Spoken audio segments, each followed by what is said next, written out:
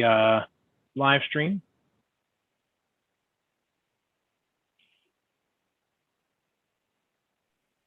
Live stream is starting now. All right. And as usual, Mr. Harris, I will need your help with the speaking cues. I'm actually on my phone this time, so that's even worse. So.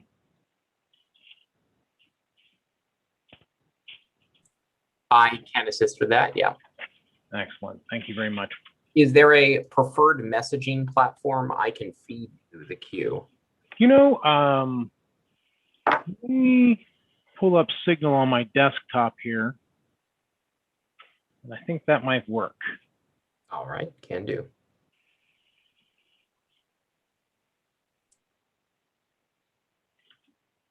Make sure it's working today. I just sent you a message, Mr. Harris. And I did receive yours. All right, that'll work. So we've got the speaking queue figured out. It's 4 past the hour. Let's call this meeting to order. Ms. Harlos, if you wouldn't mind, let's do roll. Okay, 1 second here. Ms. Bilyeu? Here. Mr. Bowen? Here. Ms. Epke? Here. Mr. Hagan? Here. I'm here. Mr. Hewitt? I'm here. Mr. Fiera?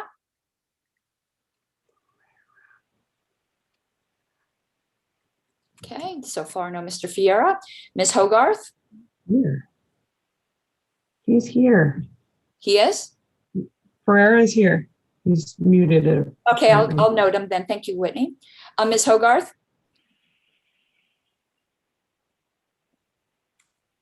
She came back in. She's in the waiting room. So I'll note her. Mr. Valente? I'm here. Mr. Longstreth? Here. Mr. Molman is here. Mr. Nana? Here. Mr. Hall? Here. Mr. Nikela? Present. Mr. Sexton? Here. Mr. Phillips? Here. Mr. Buffman? Present. Mr. Roudsep? Here. Ms. Sarwark? I am here. Mr. Smith?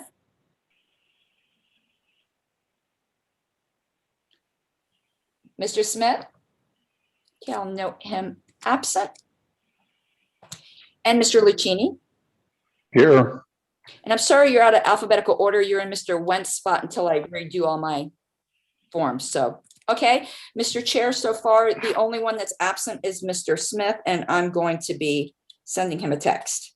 Okay. Ms. Harlos, you didn't call me, but I am here as well. Oh, I thought I did. I have you You down. did not. Gotcha.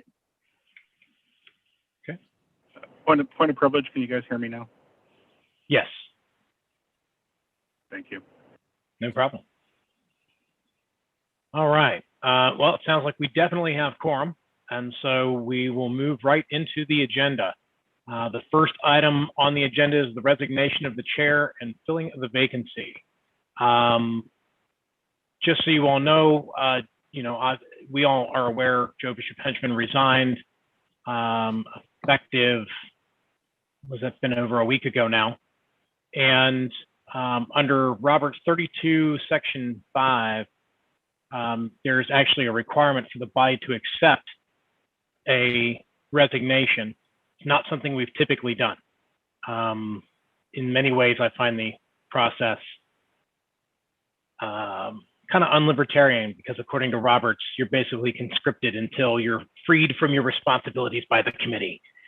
So I guess by my announcing that, it basically is a de facto motion to accept the resignation. Is there objection to accepting Mr. Joe Bishop Henchman's resignation? Not reluctance, not sadness, just objection. Okay. All right. Hearing no objection, his resignation is accepted. Mr. Chair? Yes, Ms. Harlow. Just for your reference, Mr. Smith has entered the meeting. Okay, great. Thank you, Madam Chair. Not Madam Chair, Madam Secretary. No, Sorry. no. I'm looking at the word chair. Sorry. So speaking of that, and as Mr. Chair, yes, if we're going to do that, is there explicit requirement that we accept the resignations of Mr. Went and Mr. Coburn? that has been something that's been debated. I am under the impression that because that is managed by the regional agreements, that we would not have to accept those because that's a matter for the regions to sort out. We as a body, and nor does the convention body that elects us, none of those, neither us nor the convention body can put people into those slots. And so I don't know that we have the authority even to accept those resignations. I think that would go to the regions to figure out through their regional agreements. Does that make sense, Mr. Lucchini? Yes, thank you. Okay.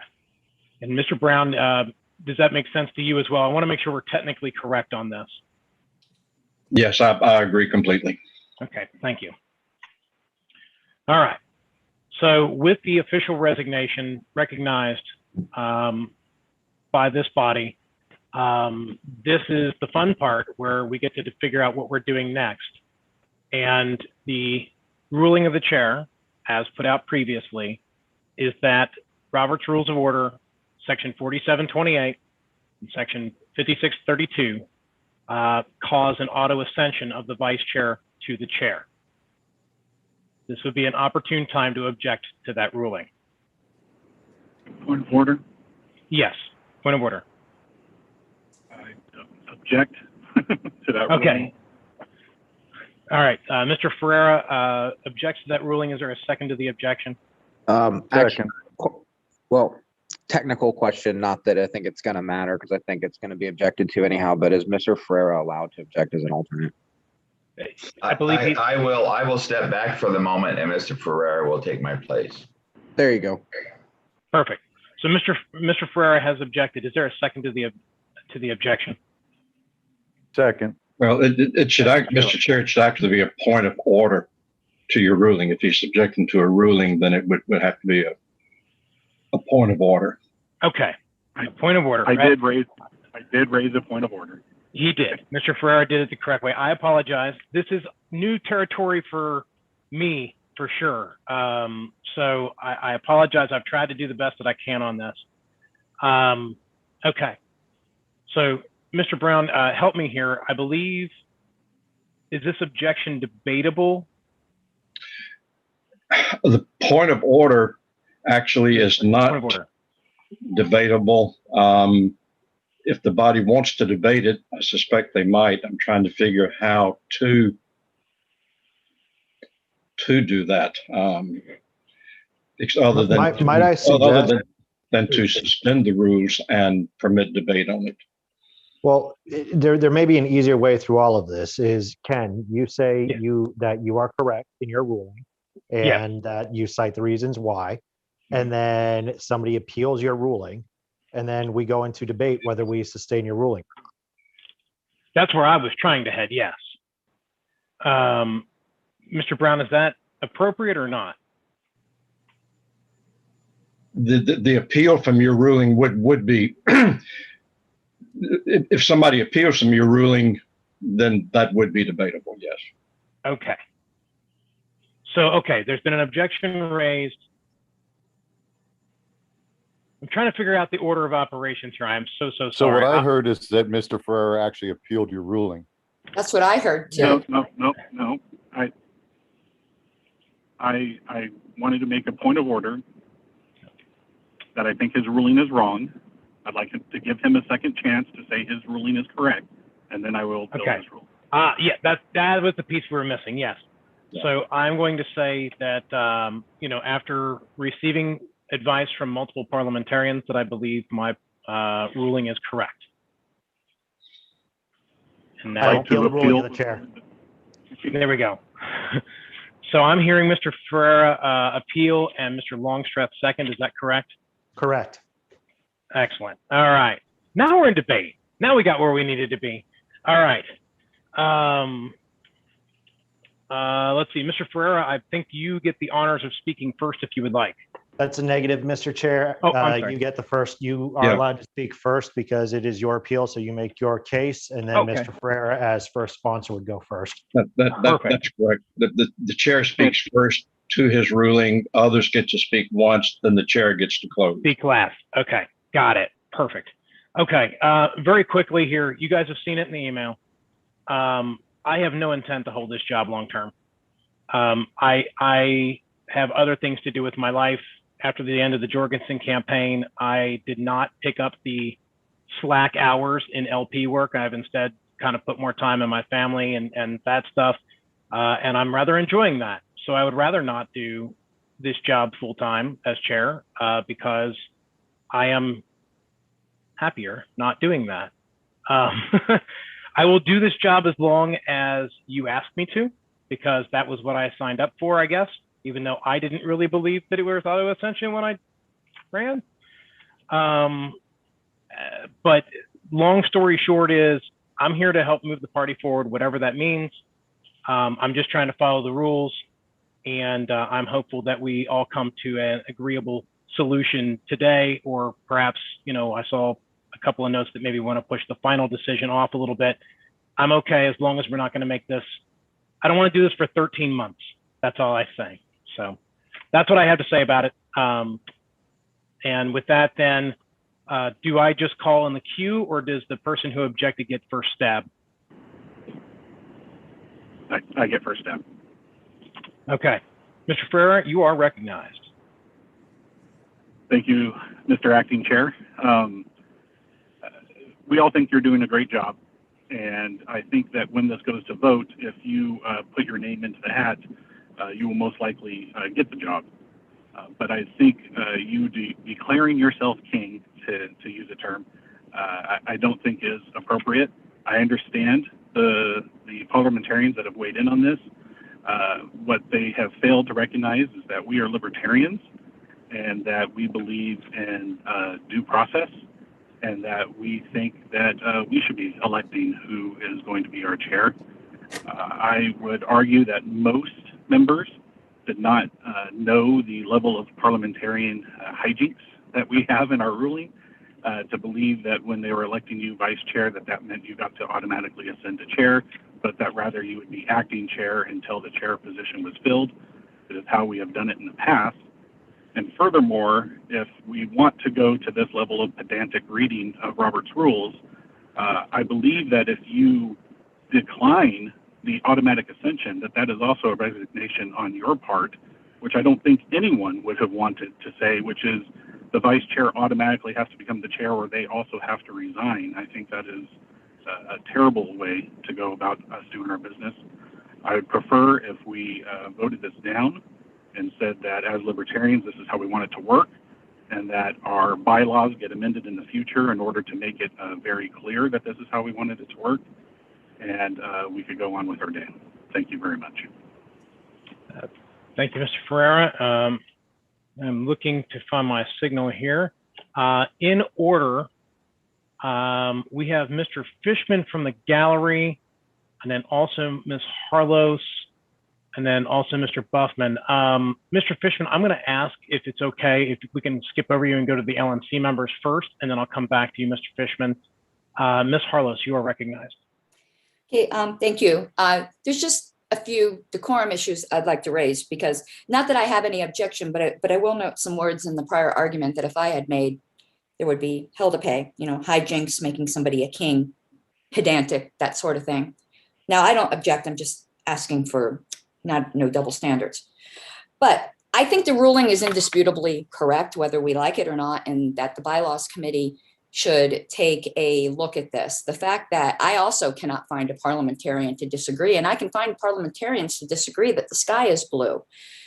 And I think we also are happily in the position that we would be happy with Ken. And the thing is, I understand Ken's argument. He doesn't want this to last 13 months. The fact is, if we go against what is a very clear ruling in what some members might perceive to be an agenda, fairly or not, this is going to get appealed to the Judicial Committee. And I would think arguing over this rather than we got the great candidate automatically ascends is the fastest way to get through this. Because again, anyone can appeal and that will just drag it out longer. One other thing here, I'm just looking through my notes here. I do think TJ made some great points, however, and that the bylaws committee needs to consider that, because there is the really strange situation that if Ken refused, he would consider to have been resigned. I'm glad Mr. Fiera noted that, because that is the conclusion that I had come to too. But I don't believe that appeals should be used on things that are unambiguous to get a way that we would prefer, and rather just refer it to the delegates. So really, that's all I have to say, though. I do appreciate that people can disagree in good faith. Okay. All right. I have, after Ms. Harlos, I have Mr. Hagan, then Mr. Buffman, then Mr. Nana, then Mr. Smith. Mr. Hagan, you are recognized. Thanks. Yeah, I actually agree, after reading the bylaws and the Roberts, agree with the ruling of the chair. However, I understand how other people come up with the opposite idea. And the chair has expressed, or Mr. Molman has expressed, that his skill sets and his desire is to remain the vice chair. And since this is basically concerning his rights, I'm going to abide by his desires and vote to overturn the ruling of the chair. Okay. Thank you, Mr. Hagan. Mr. Buffman, sorry, I'm combining people's names today, and I'm so sorry. Mr. Buffman. All right, can you hear me? We can hear you, yes, sir. Okay, I just want to make sure I'm calling from a phone on this one. I'm going to agree with TJ on this for a couple reasons. We just went through the same issue with the resignation of our chair at LPWI. We had both two professional parliamentarians agree with the fact that the executive committee appoints a new chair. If the vice chair doesn't automatically become the chair, and their bylaws are almost a mirror image of the LNC or the national bylaws. Furthermore, I think this is a dangerous precedent that we could set that bad actors could take advantage of, and I don't think we should be opening their Pandora's box on that. So again, I would oppose over. All right. Thank you, Mr. Buffman. Mr. Nana. All right. So this is a very strange position to be put in, because I actually agree with the ruling of the chair. I think that because the bylaws aren't explicit in naming the chair as one of the offices rather than just referring to officers, and because it doesn't explicitly lay out a method for doing that, I actually agree with the ruling of the chair. But because he has asked us essentially to rule against him, I'm most likely going to abide by that request, which it's just a very strange situation to be in. But I would request that everybody vote against this ruling. That way we can get to everybody's desired result, which is a vacancy in the chair position, and then we can go about replacing that however we see fit. All right. Thank you, Mr. Nana. I have Mr. Smith up next, and then after him, Mr. Phillips and Mr. Valente. Mr. Smith? Sorry, I withdraw my hand. Okay. All right. Then that makes Mr. Phillips, you're up, sir. Lots of people have made lots of good points on both sides of this. I disagree with the ruling of the chair in that for the simple reason that we see this very commonly with all kinds of different legal avenues and interactions where it says one thing in one place and one thing in another place, and people don't always put those two together. The bylaws very clearly do define the chair as one of the officers. So that to me, that answers that question. But regardless, your wish is to not assume this position full time, even if I did agree with you, would take precedent over that.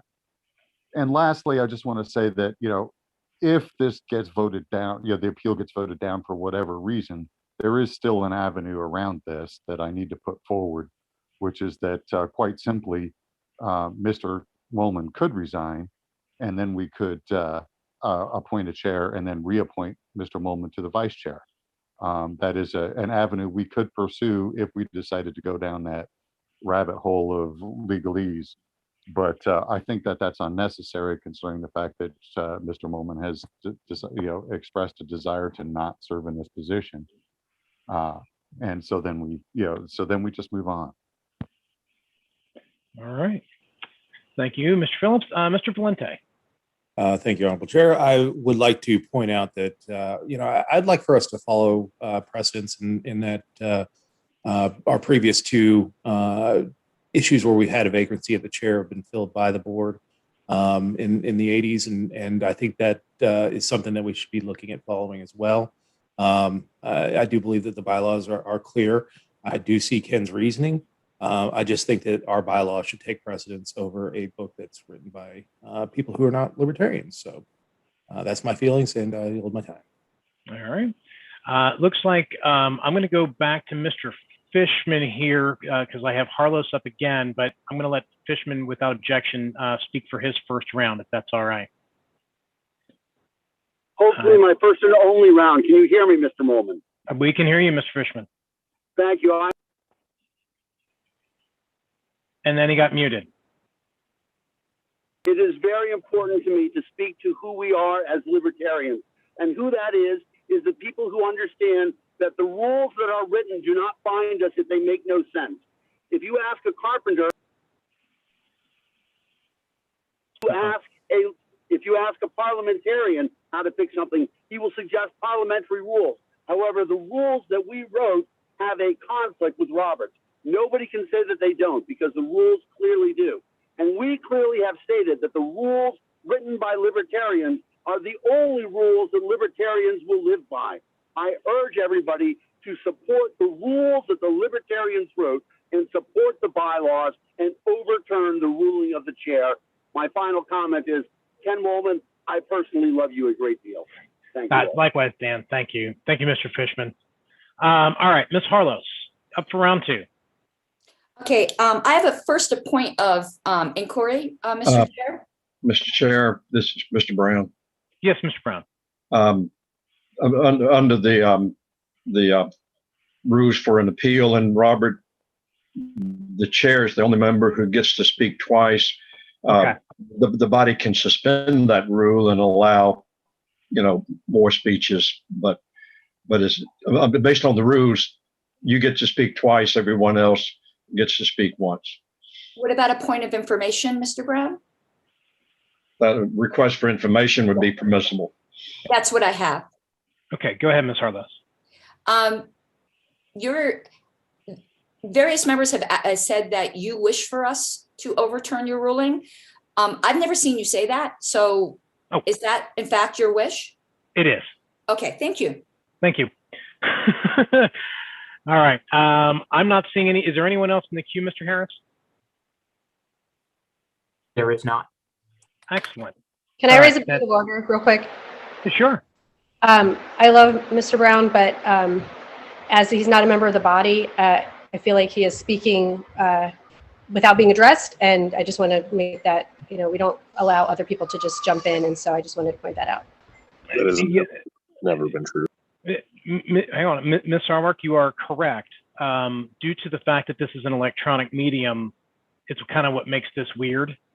The issue is that normally the parliamentarian would be whispering in my ear, or I would be, he would be waving his hands in a way that I would be able to see. Unfortunately, in this medium, it's very difficult. But I do understand the point of order. I think it's just I understand your concern, and it's just a weird issue with the platform. Normally, I would say, yes, of course, the parliamentarian should be, flagging the chair down, not speaking openly. But there's no, I don't have a good mechanism for Mr. Brown to tap me on the shoulder or wave his hands and I see it. And I guess that's where we're kind of stuck. But the point is well taken. I mean, you're right. Thank you. So, all right. So going to my quick response, the question of, could I just not take it under the ruling? No, somebody mentioned earlier that the only way to do that would be then to ascend to chair and resign, or to abdicate completely. I'm not really interested in doing that. I like being on this board. I like being the vice chair. I do think that there is a legitimate question as to which way our members think that the vice chair interacts with the chair. As you all are probably aware, not everybody reads every bylaw. And at least in my state, and I know in a few others, there is auto ascension of the vice chair. But I also know in neighboring states, such as Ohio, I believe actually, there is not auto ascension. So it's really kind of a state by state, and where our members expect, I don't even know. The bylaws committee, 100% agree that's the solution. Ruling appeal to the JC, can we please not? Let's end the drama as quickly and peacefully and nice as possible. If people are appealing on my behalf, please don't. The precedence issue, it's definitely there. And then D. Frank Robinson chimed in the opposite way and whatever. I personally believe philosophically that no one should be auto ascended unless the delegates make a clear mandate. And that's really where I came down on this. So that is why, while I am compelled to rule in such a way, you know, in the conversation, I asked for this, and I hope that the bylaws committee does solve this once and for all long term. Maybe the body wants auto ascension.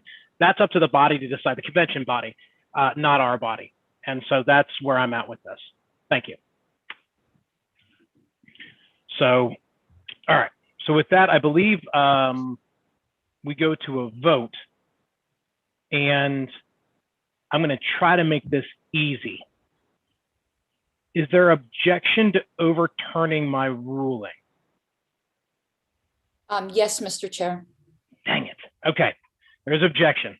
All right, then I believe we need to vote. So, Madam Secretary, if you would call the roll. Mr. Chair, point of information. Sorry. Okay, there's a point of information and out of order. I'm sorry. I heard them at the same time. Let's do the information first, and then we'll do the issue of out of order. Who had the point of information? Mr. Phillips. Okay, Mr. Phillips, go ahead. Just for everybody's clarity's sake, because everybody gets confused, could you restate what a yes and a no vote means for everyone? Absolutely. As I recall, the last time we did this, a yes would uphold my ruling, and a no would overturn my ruling. Mr. Chairman, that is correct. The proper way of stating the question is, quote, shall the ruling of the chair be sustained? And a yes vote sustains your ruling, a no vote overturns your ruling. Thank you for that, Mr. Brown. Shall the ruling of the chair be overturned or sustained? Sustained. Shall the ruling of the chair, acting chair, be sustained? I'm writing that down in case there's a question again. Okay, so that is the question. Shall the ruling of the acting chair be sustained? And so a yes would be to sustain my ruling and I auto ascend. A no would be to overturn my ruling and the position of chair would remain vacant. And then there was I believe, an objection. Now, point of order, but I withdraw. Thank you. Okay, no problem. Thank you. All right, so everybody's clear what we're voting on? Okay. Madam Secretary, can you call the roll, please? Ms. Bilyeu. No. Mr. Bowen. No. Ms. Epke. No. Mr. Hagan. No. I am going to abstain. Mr. Hewitt. TJ is still in for me. Mr. Fiera. No. Ms. Hogarth.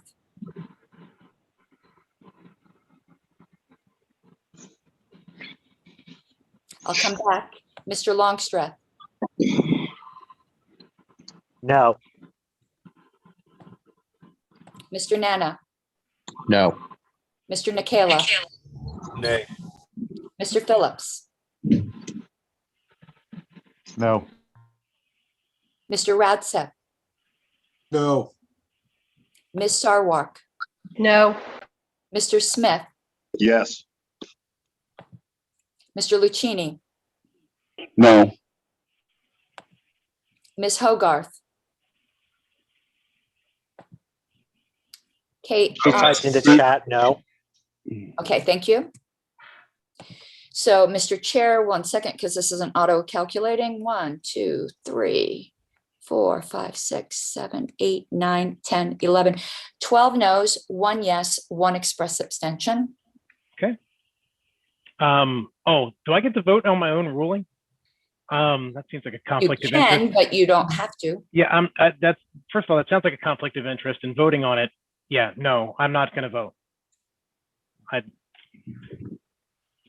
If I felt better about it, I'd vote no, but that would be weird. So I think I miscounted, Mr. Chair. It's 13 no's, 13, 1 yeah. yes, 1 express abstention. Yeah, and I will not vote.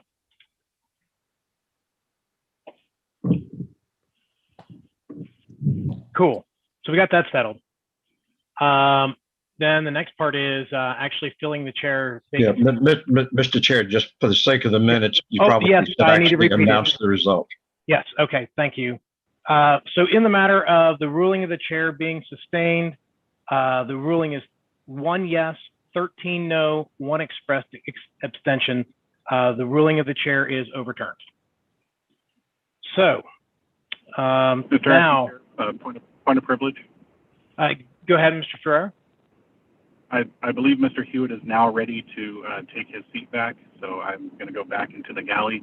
And before I get too many angry emails, I would like to remind everyone that Mr. Molman asked me to do this.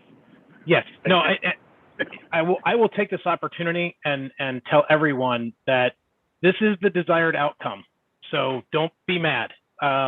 It's okay. All right.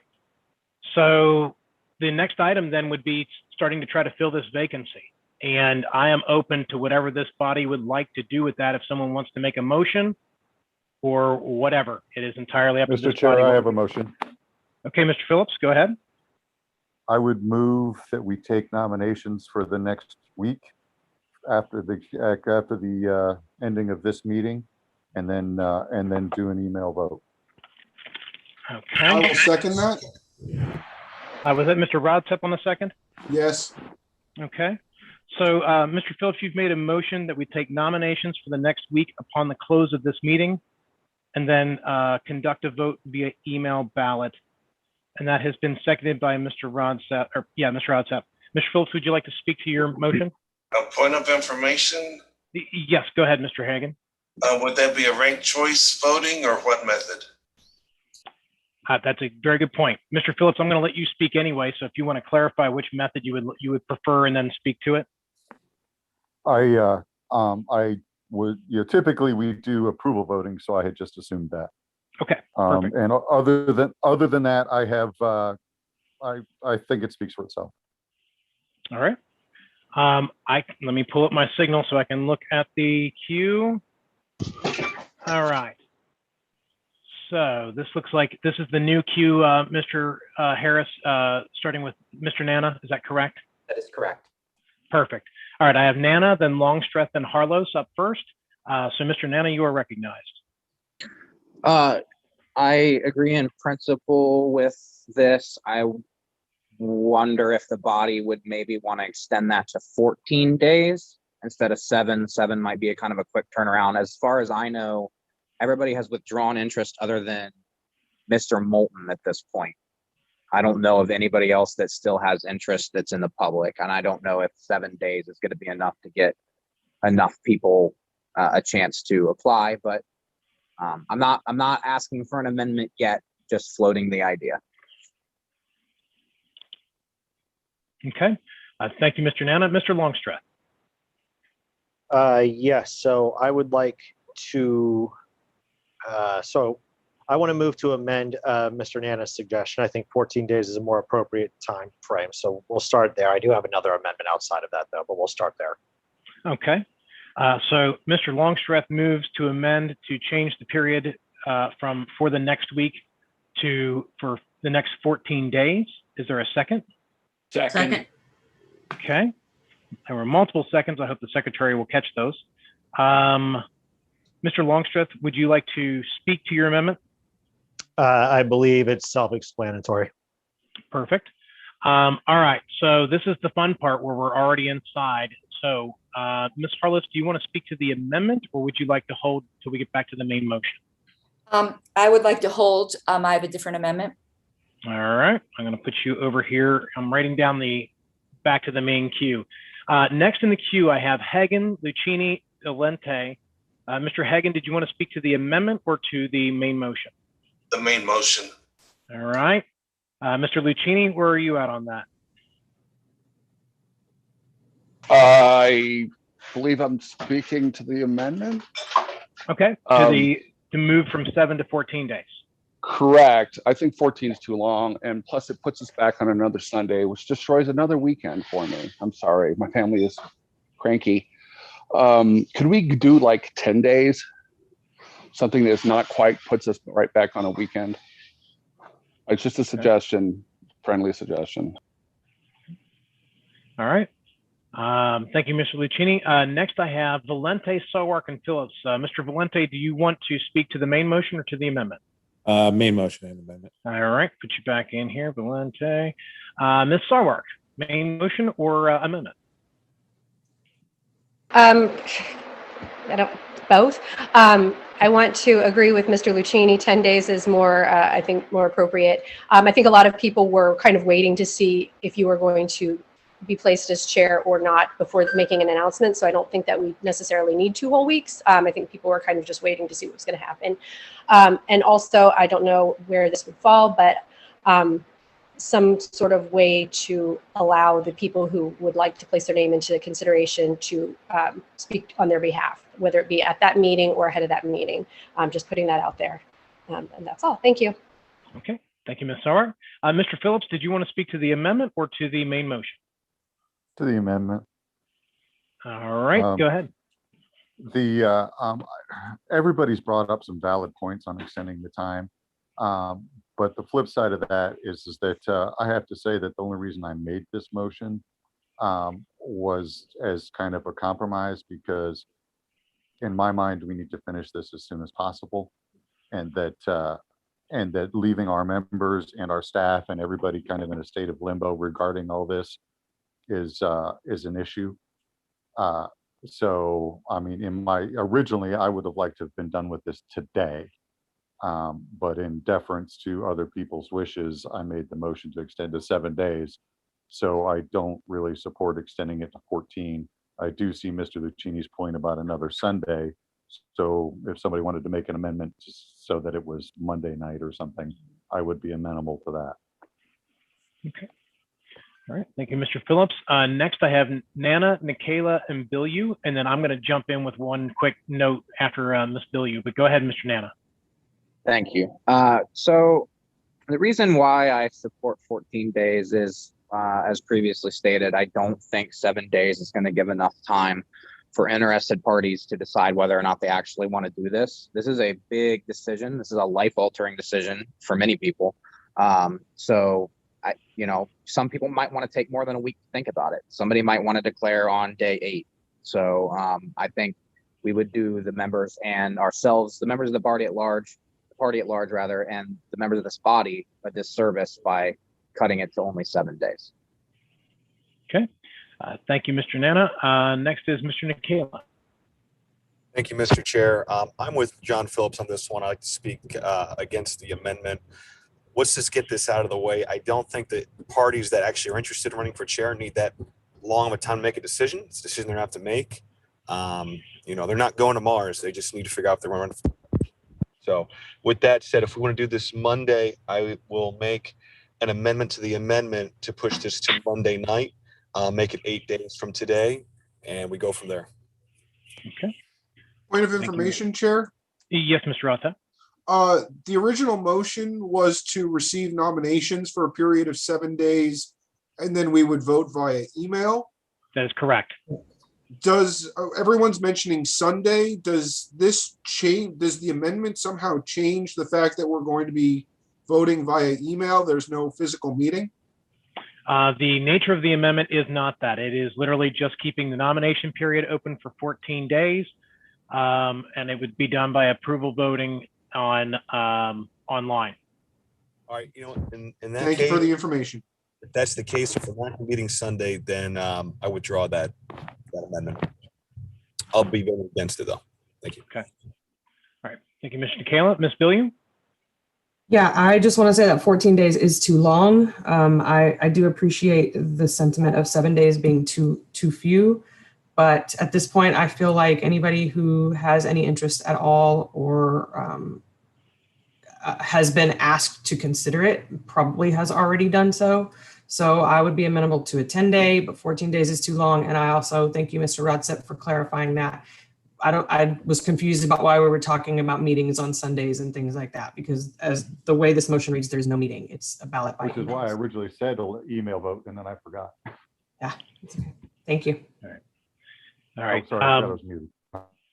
So I wanted to jump in here real fast, but it looks like Mr. Rodsett is next, and then that's the end of the queue. So I'm going to let Mr. Rodsett go ahead and speak if you would like, Mr. Rodsett.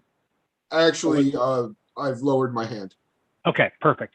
Then I'm just going to note that whatever happens here, whatever we decide, I'm going to make sure that whatever I'm actually aware of, and I've already informed Mr. Harris of this, whatever I'm actually informed of in this acting role will be transitioned to the next person whenever that occurs. So just making sure people are aware that I've made that commitment that they won't be coming in cold. So that's the only thing I have there. So if is there any, Mr. Longstreth's hand is back up. Okay, Mr. Longstreth, you're recognized. Yes, I just wanted to one more time. The reason why 14 days is what I'm considering is right now our timeline would be 14 days to decide.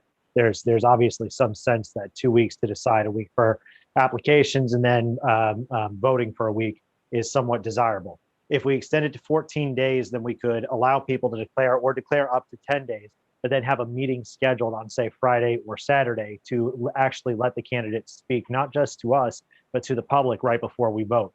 And I think that would be a very valuable aspect of this process. I don't think this is something that we should be doing by email ballot. At the very least, we could have an optional attendance, not an official meeting, but a forum, if you will. Point of order? Yes, it is. This is my suggestion is that we could have a meeting and get the vote done at the 14th day. So if the concern is time and that it would extend past a month, that we would still be at 14 days if we have a meeting and decide at the meeting. Okay. All right. Thank you, Mr. Longstreth. Ms. Harless, did you have another point of order, or was it just in reference to what Mr. No, it just seemed to go far afield of the amendment. But no, Okay. that's okay. All right. How All right. about Is there any request for more? information, Mr. Chairman? Yes, go ahead, Ms. Billiam. Is it true that we have an LNC call scheduled for Sunday, the 11th already of July? I think we canceled our July 4th, but I could be wrong. No, July 11th. I'm showing it on July 11th for some reason, but that could be an error. But I thought we talked about it, but I don't remember actually doing it, but I'm honestly not 100% sure. Madam Secretary, do you? I would have to, my memory is not so good because I kind of had a traumatic couple of weeks. I could go back through the voting records and let you know. So I'll do that. Do you all want me to take a few minutes to do that now? Well, I think that would be helpful because Longstreth is shooting for 2 weeks, and that puts us right at 2 weeks. And that's a call that potentially is already scheduled. I've got a Zoom link for it in my calendar. So take a look at that. Either it's magic or it's. Yeah, if you got a link, then I would probably defer to that it exists. I'm going to look it up right now on mine here.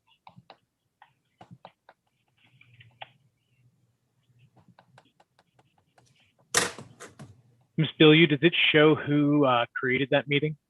Give me a second. I need to open it on my computer. And I'm flipping through the voting records. I remember us discussing it, but I don't think we voted on it. I don't have it in mind, but I also don't have a lot of meetings in mind for some reason. So unfortunately, my Gmail account has never been right. I just want to When I suggest that this is a very good reason why I suggest we look at using that internal calendar a little bit more. Just want to go ahead and plug that as a good idea. Yes. I do not When I see click the that. link, it does not go to, it doesn't go anywhere. So Mr. I don't know what Chair, that means. I see that on March 29th, we canceled our April and May meetings, but I do not see, or, we canceled them. I'm just saying, dealing with our monthly meetings. I don't see a ballot where we did that for July. I know we talked about it, but I don't think we actually did it. I'm going to look. I know when we had the slight controversy over it previously, I went through the calendar and found all the other days that were holidays that we were scheduled to meet. I'm quite sure that the 4th was the first one I found. I just can't seem to find it myself though now. We did not vote on this. There's no motion for it. Okay. I think you're right. Does that mean we have a meeting next week? Mr. Chair, so I found a thread where you confirmed that we did cancel our 4th of July meeting. Laura Epke also said we canceled it. I'm of the mind that we're not all insane and that this actually did happen, but we're having trouble finding it because there are so many emails in our inbox since then. But I guess I could be wrong. But everybody seems to think we've canceled it. So and that was my recollection as well. Okay, I found the thread. Yes, go ahead, Mr. Ferrara. At the Chicago meeting, I asked our chair at that time whether or not we had meetings scheduled for July or August, and he said they had not been called yet, which would make me think that we had not actually scheduled those. We had marked them off on some of our calendars when we were talking about original dates, but they were never officially called. Okay. Let's see. I see lots of chatter about doing it, but it doesn't look like we've done it. And since one of the meeting items coming up is LNC meeting, perhaps we should fix that when we get there. One of the items on our agenda. But yeah, I actually don't see a ballot for this either. It looks like we talked about it and then we didn't act on it. So technically, Actually, I just found the email. Oh, you did. You did. Okay. So it was email ballot 20210-329-01, move July LNC meeting. Well, let me find it. Let me see here. Thank you, sir. And it is July the 11th that we moved it to. There you go. I did find it. You are an officer and a gentleman. I resemble those remarks. No. and a better user of the search bar than the rest of us, obviously. So, all right. So we do have a meeting scheduled for the 11th already, which is 14 days from today. Correct. So okay. Given that, Longstreth's proposal makes sense. Okay. I also would withdraw my objection to 14 days if we have that meeting scheduled. Okay. All right, so let's get the amendment dispensed with and let's get back to the main motion so we can be a little more free in our discussion. Right now on the floor is the amendment to change the period of time to take nominations from being for the next week upon the close of this meeting to being for the next 14 days upon the close of this meeting. Is there any further discussion about the amendment from 1 week to 14 days?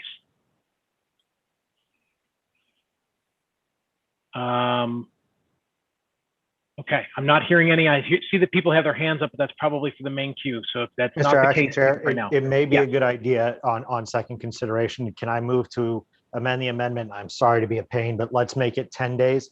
That way we have 3 days to make sure that people know about our meeting. We can review some applications, do some independent research, and that sort of thing. I will allow it, but may I suggest that maybe we get back to the main motion and just amend it there? Well, and maybe we go into a committee of the whole and just knock this in one shot again? Mr. Chair, I'm not opposed to the change, but I don't think he can amend his own amendment.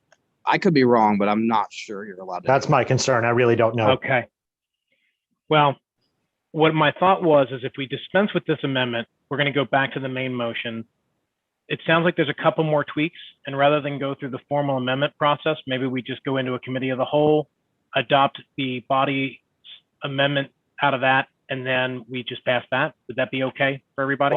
Well taken. Because I think there's going to be a couple more tweaks. That's all. So, all right. So, with no further discussion, we are now voting on just switching the time frame from 1 week to 14 days. Is there objection to switching this out to 14 days and getting back to the main motion? I am hearing no objection. And so we're now back to the main motion as amended. And if someone would like to make a call to enter the committee of the whole, Yes, maybe we Mr. can. Chair, I would like to move that we enter committee of the whole to discuss this motion. All right. Second that. Point of order, Mr. Chair. Yes, Mr. Sorry, Miss. Now I'm sorry. Writing things down and talking is hard. Yes, Ms. Harless. Things have gotten really chaotic, and moving into committee of the whole is not a privileged motion, and other people have been waiting patiently. Now, I don't object to doing that.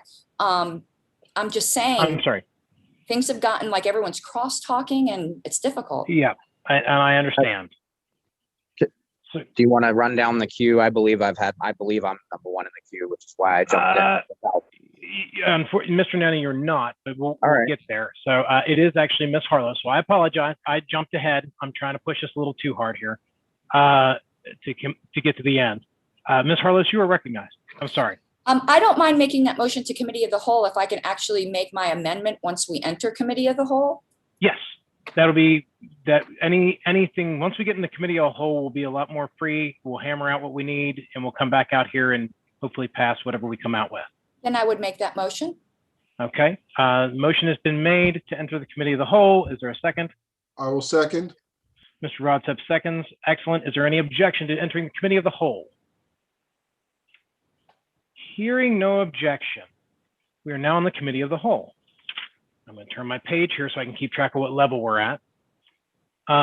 Where we sit right now is that we're taking applications for 14 days and then doing an approval voting email ballot, or not email, but electronic ballot. That's where we're at right now. I heard in discussion talk about speeches.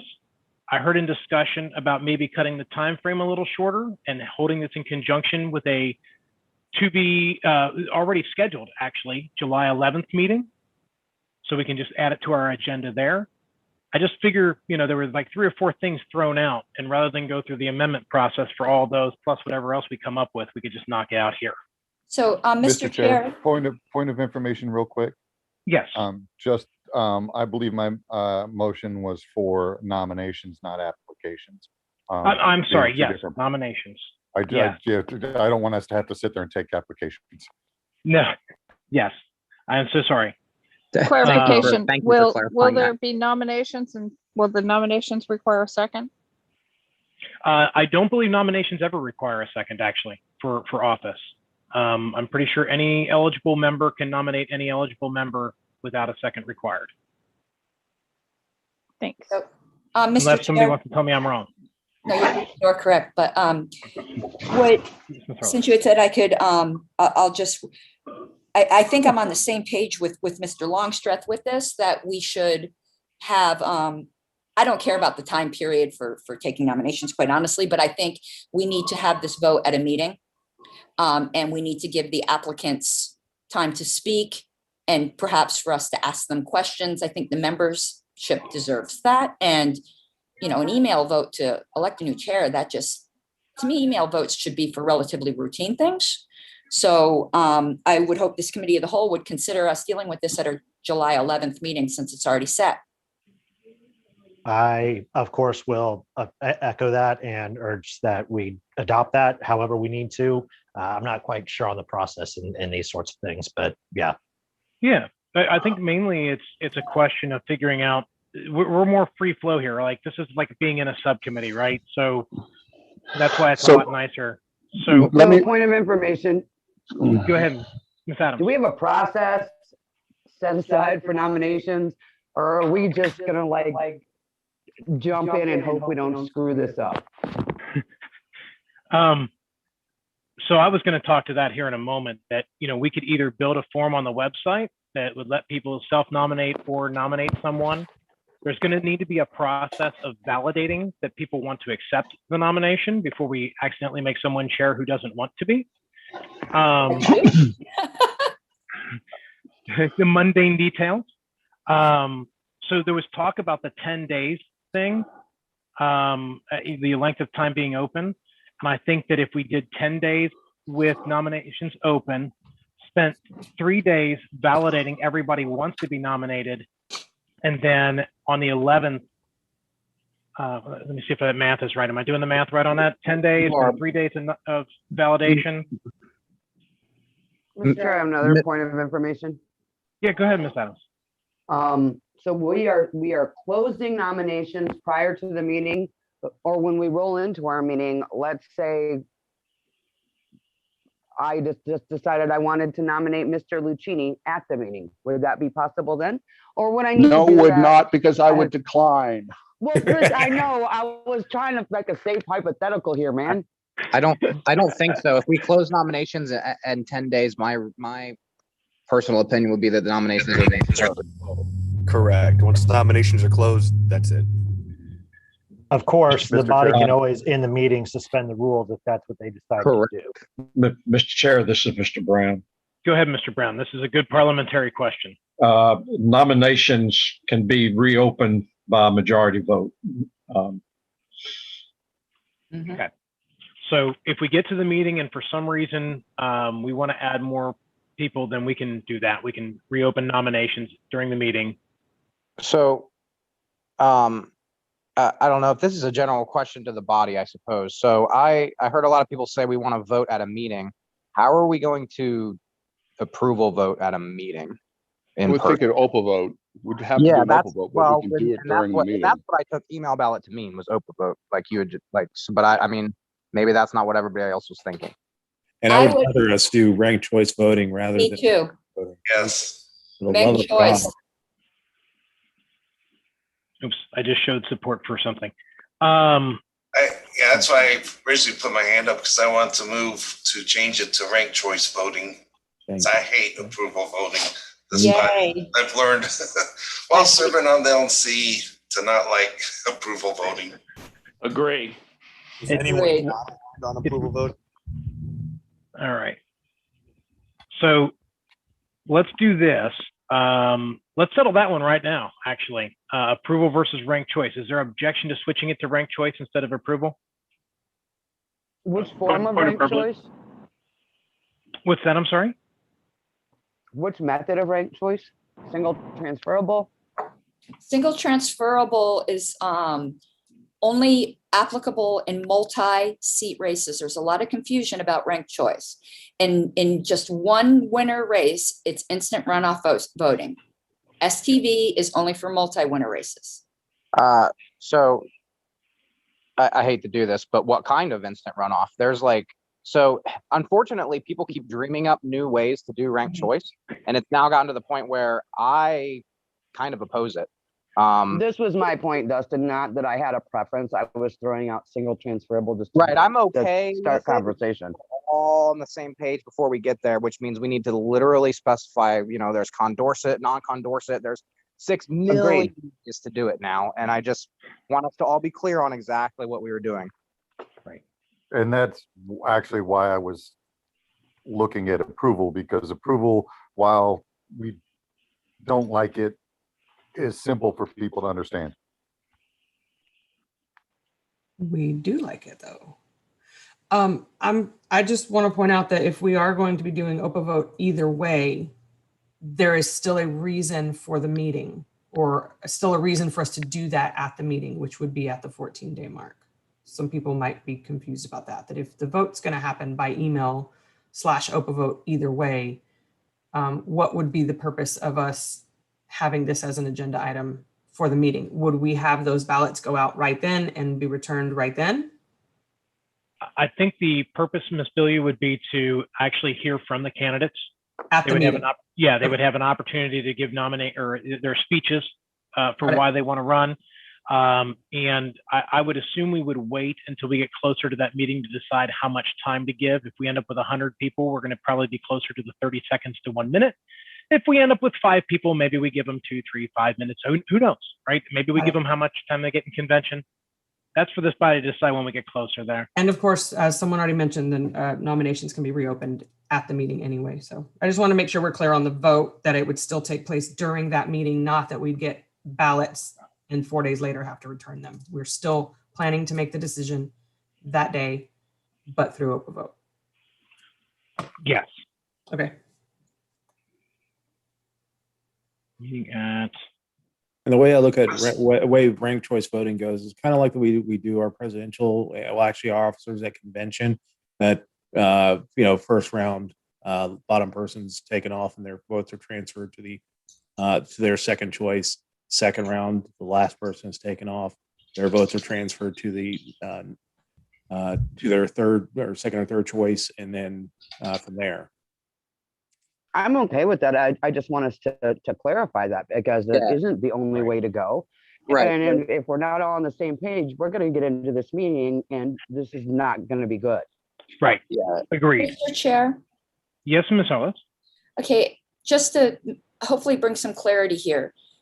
When we've used instant runoff voting in OPA vote, there is a very widely accepted version of it that's just called the general version of IRV. And the way where it comes into effect is how it deals with backwards and forwards tie breaking.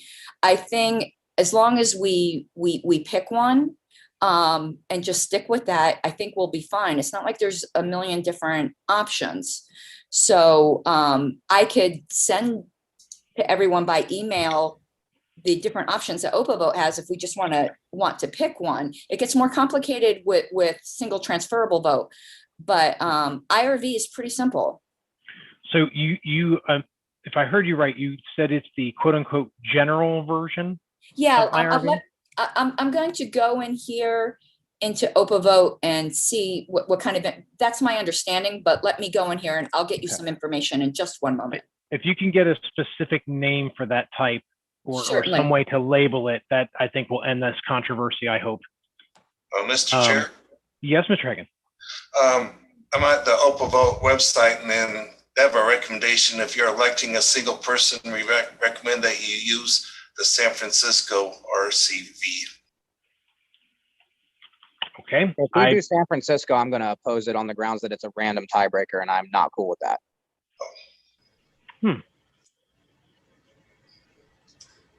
Mr. Chair? Yes, Ms. Epke. It seems to me that we have a couple of things going on here. And there might be a way to address this. First of all, we don't know how many people might actually decide to place their names in nomination in one way or the other. If we have 10 or 15 or 20, that's going to make anything on that Sunday perhaps a bit unwieldy. So I had suggested this in an email, and I will suggest it now, that if we reach a point above a certain threshold, and I don't know, maybe that's 5 people who have placed their names in nomination, that we hold sort of an approval voting primary and narrow it down to the top 3 to 5 candidates, so that we aren't having to listen to speeches, that, conduct an interview of sorts before we actually conduct the final vote. And I have your answer, Mr. Chair. Okay. Give me the answer, Ms. Harless, and then let's go back. It's just called instant runoff voting. It's the general version that's on OPA vote. Yeah, the general version does not include random tiebreakers. So no, it does not. Yeah, that would be my personal preference. And that's what I have used when we've done this in the past. I noticed some suggestions in chat for Coombs method and all that. That is for single transferable vote, and that's not what we're talking about here. IRV is much, much simpler. And general IRV is what the advocacy groups throughout the country, such as RCV Colorado, are using. It is the generally accepted method. It's not controversial for IRV. STV is a whole other animal. All right. So let's do this. Ms. Ebke brought up a point about a narrowing process or a primary, quote unquote. Is there interest from this body in it going down that route? Yes, and it bears on two questions. If only LNC members can nominate and there being a pre-filter, that's one thing. If people at large can nominate themselves, that is going to be absolutely mandatory. I have already gotten two people who contacted me, and there's the phone message I've received. I would not ever nominate these people. So, you bring up a good point, Mr. Lucchini. And as I think about this, I don't think the members of the general membership are allowed. I think because the way the rules are written, that the LNC elects, I think that means we also do the nominating. Mr. Chair, that was my understanding as well, which I kind of just assumed that, we know what happens when you assume. But when I made the original motion, that it would be members of the LNC nominating.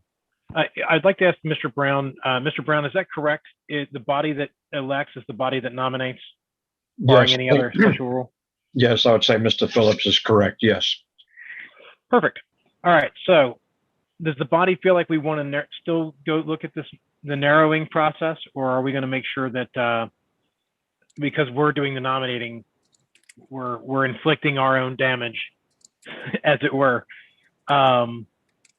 Is that what's the feeling of this body? I would argue that if we have more than 5 candidates, it becomes unwieldy to have those people speak to the meeting. And maybe, I'm not wedded to the number 5, but I think if things go above a certain number of nominations, and perhaps what we do is we wait until the 10th day, 3 days before the meeting, and to decide, we've got 27 candidates. Maybe we do a down select by approval voting to the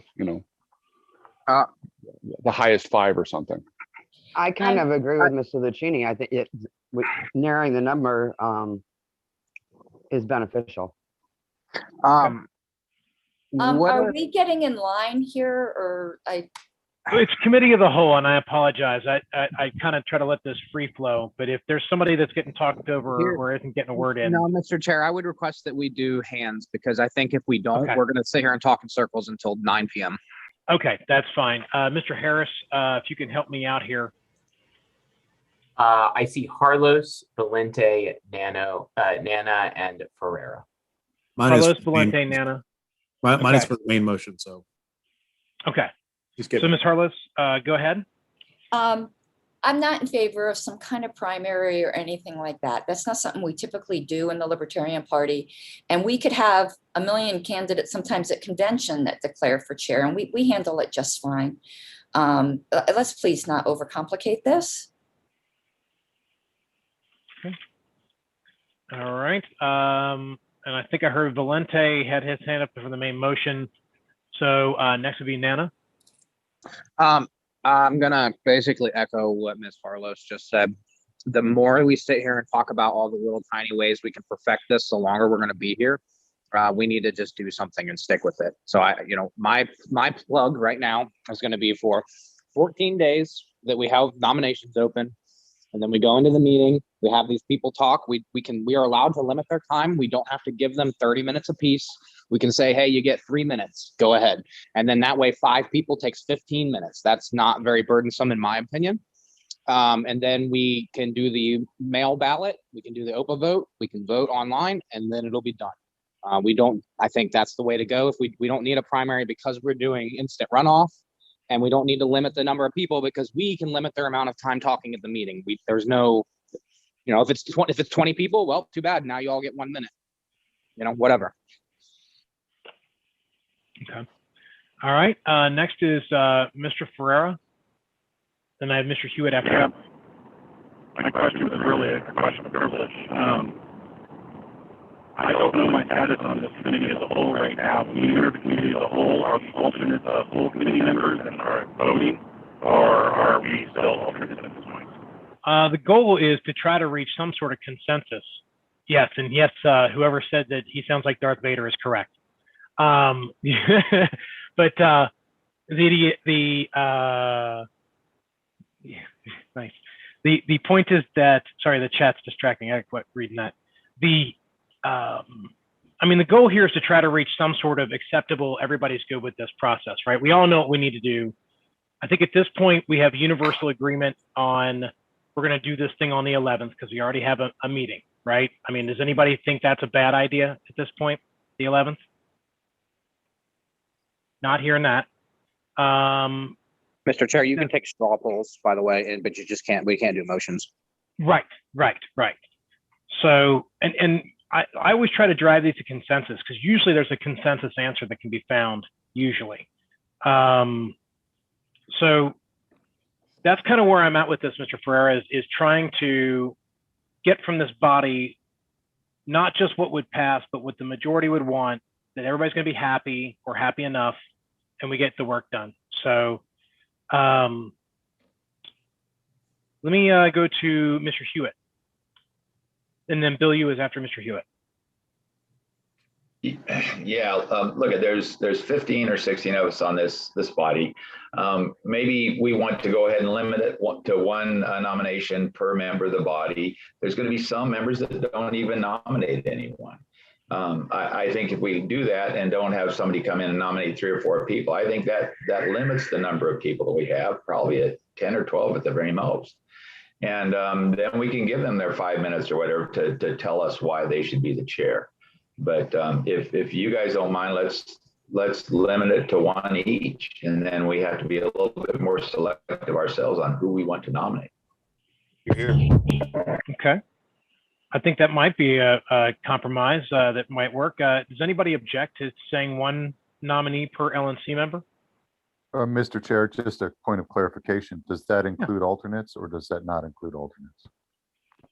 I personally would let it include alternates, but that again is up to kind of the body to decide. I'm good either way. I just want us to be clear.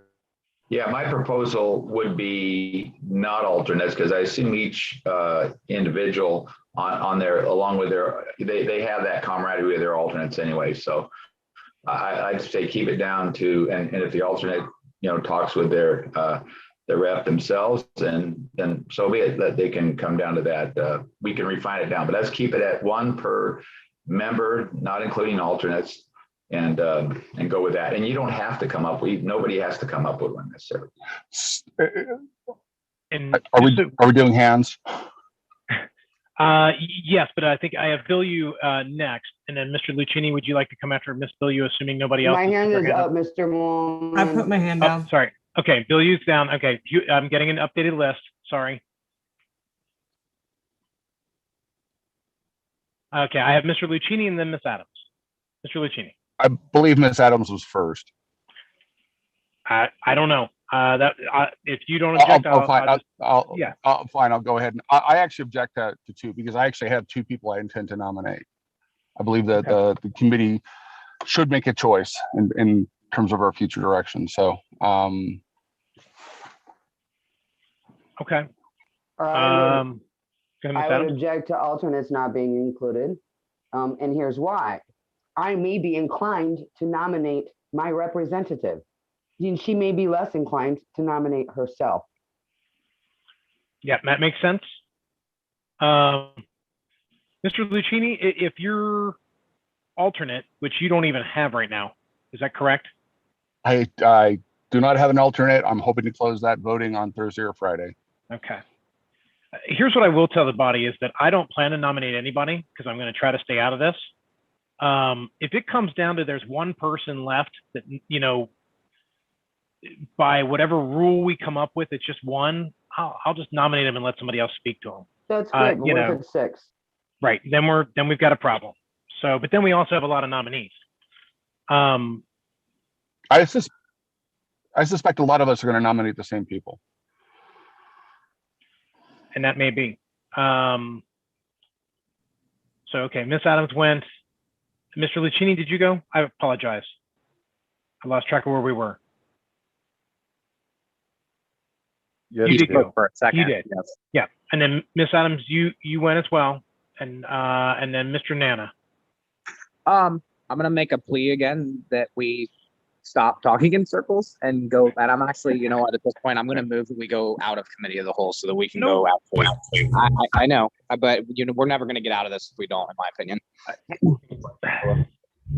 I second that. I think Mr. Nana is correct. All right, there's been a motion and a second to rise from the committee of the whole. Is there objection to rising from committee of the whole? I object on the grounds that I just need, do we have an actual consensus motion that we're going to take with us? I don't believe so. But okay, so there's been an objection. Point of information, where are we at on the, I mean, kind of read to us what we've got as far as a kind of motion going. Okay. We have two options on the period that nominations will be open, either open for 10 days with a 3-day eligibility verification and nomination exception period, or just 14 days for nominations, basically through till we get to the meeting on the 11th. We've, I think, definitively defined that we want speeches on the 11th at that meeting as part of the agenda, and that this will be part of the agenda of the 11th meeting. I think we're at OPA vote using the general version of IRV. Something not mentioned, but I think everybody will agree to, is that NOTA is always an option. And then we had a suggestion about the primary, if there's more than 5 candidates, but that didn't seem like it had majority support. I was going to get back to that. And then there was talk about limiting the number of people that could be nominated. There was 1 per voting LNC member, 1 per LNC member, and then there was also that there were 2 possibility that somebody might want to nominate 2. And so that's kind of where this conversation has driven to at this point. Mr. Chair, maybe I misread the room, but easy to do over internet. But I thought we had kind of generally achieved a consensus on the 10-day and 3-day. Okay. So that's where we're at. And there's been a motion and a second to leave the committee, to rise from the committee of the whole.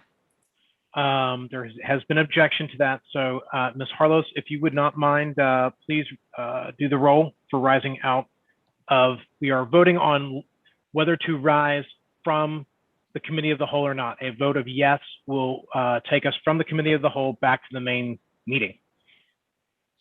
Okay, and yes, and just an FYI, Mr. Chair, we really aren't in committee of the whole. We're in quasi committee of the whole. There's not much difference, but I just like people to be educated on Roberts. So just for technicality purposes. Ms. Bilyeu? No. Mr. Bowen? Yes. Ms. Epke? Yes. Mr. Hagan? Yes. I'm going to skip myself for now. Mr. Hewitt? No. I'm sorry? I didn't hear you. That is a no. My mute was going off and on. Ms. Hogarth? No. Mr. Longstreth? Abstain. Mr. Hall? I mean, Mr. Nana, excuse me. Yes. Mr. Nikela? Yes. Mr. Phillips? Abstain. Mr. Roudsep? Yes. Ms. Sarwark? No. Mr. Smith? Yes. Mr. Lucchini? No. Okay, I am going to vote yes. So, Mr. Chair, it is 8 yes, 5 no, 2 express abstentions. And I will not vote. But that means, what was it? It was 852. Is that correct? Well, with your abstention, it's 3, so 853. Okay. So at 853, the motion to rise from the committee of the whole passes. We are now back in the main meeting and back to the main queue, which when we left off, I had Mr. Hagan, Mr. Valente, and Ms. Sarwark up. So Mr. Okay. Hagan. I lowered my hand. Okay, I Mr. get Valente. personal privilege, Mr. Chair. Yes, Ms. Harlos. I have to run to the bathroom for 2 minutes. Is there objection to taking a 5-minute break? Recess for 5 minutes? Maybe someone could talk to Mr. Hagan about making a motion while we're doing that. That's what I was about to ask. What am I about to move? So, all right, I'm not hearing any Let's go and objections. do the break. I'm not hearing any objections. So let me see what time it is here. It is 1:23 by my clock Eastern time. So let's just come back at 1:30. Let's say 1:28, but let's be real and we'll start back at 1:30. But try to be back here at 1:28, and we will we'll be in recess until then. And if someone has language they would like to hand to Mr. Hagan, or perhaps Ms. Sarwark, who is immediately behind him, that would be awesome. So we'll be back in 5 minutes. My hand is lowered. You can take me off your list. Oh, okay, Miss. All right. Well, then, Mr. Hagan, it all comes down to you, sir. Just want to Sorry. let you know we're all counting on you. After I take my break. So, And all right. when we learn, is it going to be, we're going to be returning the main motion will be the motion we workshopped while we were body of the whole? No. That's what I will be moving. Oh, right. Gotcha. Okay. Yep. So, all right. Yep, that's what we'll be when we get back. That's the next, I hope, motion. So, all right. See you all in a few minutes.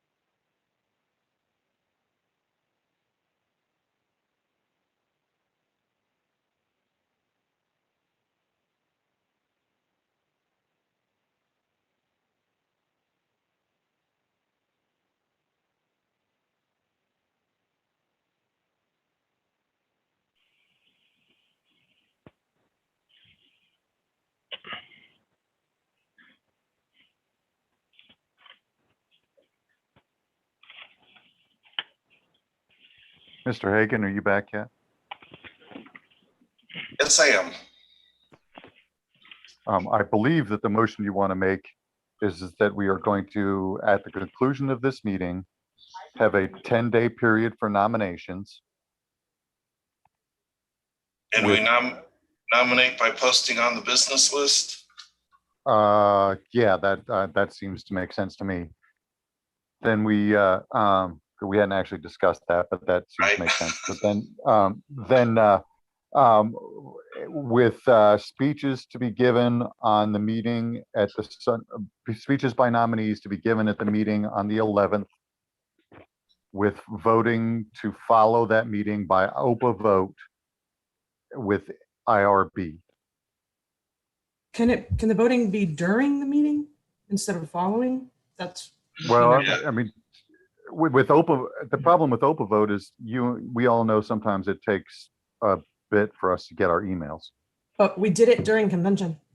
We did it in real time during convention, and if people had problems getting their emails, we squared it, or we took their vote. I mean, you know, I'm fine with it being during the meeting. I just was trying to remember what the consensus achieved was. Yeah, I don't.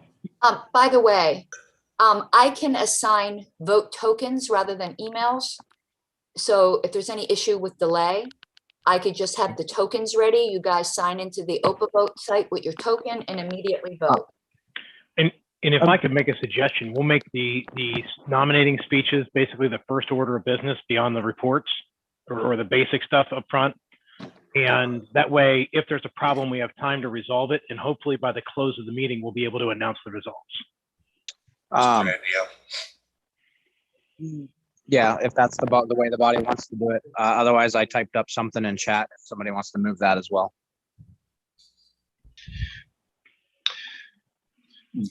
Mr. Chair and Madam Secretary, can I make a suggestion on something? Sure, go ahead, Mr. Brown. For the sake of your record being clear for precedent setting purposes, when the body overruled your ruling that you had become chair, and you announced that the ruling of the chair had been overturned, that actually should be followed by a statement that, quote, the vacancy is in the office of chair, not vice chair. And I would ask for the body's permission, if there's no objection, that the minutes reflect that your ruling was that the result of the appeal was the ruling of the chair has been overturned and the vacancy is in the office of chair, not vice chair. And I apologize if I didn't say that. I know I meant to.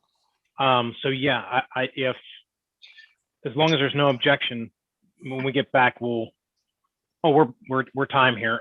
Ms. Harless, are you back? Yes, I'm back, and that's the way I understood it. That's how I was going to note it. Correct. Okay. Yeah, I just think it should be in the minutes so it's perfectly clear for precedent purposes. Right.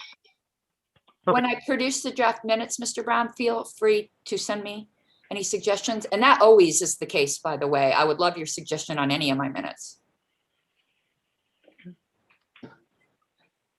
Well, we are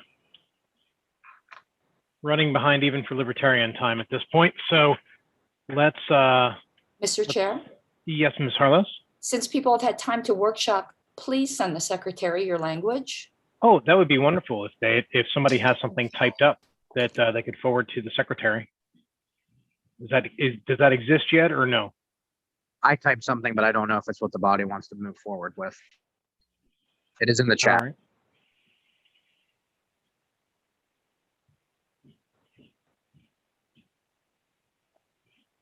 I'd rather get the voting done during the meeting. Try. All right. With the body's indulgence, we'll just wait to call back to order here for a minute while. Yeah. If we're waiting to call back to order. So my reason for not wanting to do it immediately during the meeting is that maybe some of us want to think about it for a little bit after hearing their speeches rather than immediately vote after they stop talking. And by maybe, I mean, I literally do want to wait a little bit and let it marinate, in my head about who I want to actually vote for. Instead of just immediately jumping into a vote, I feel like that's going to force us to pick somebody before they even talk.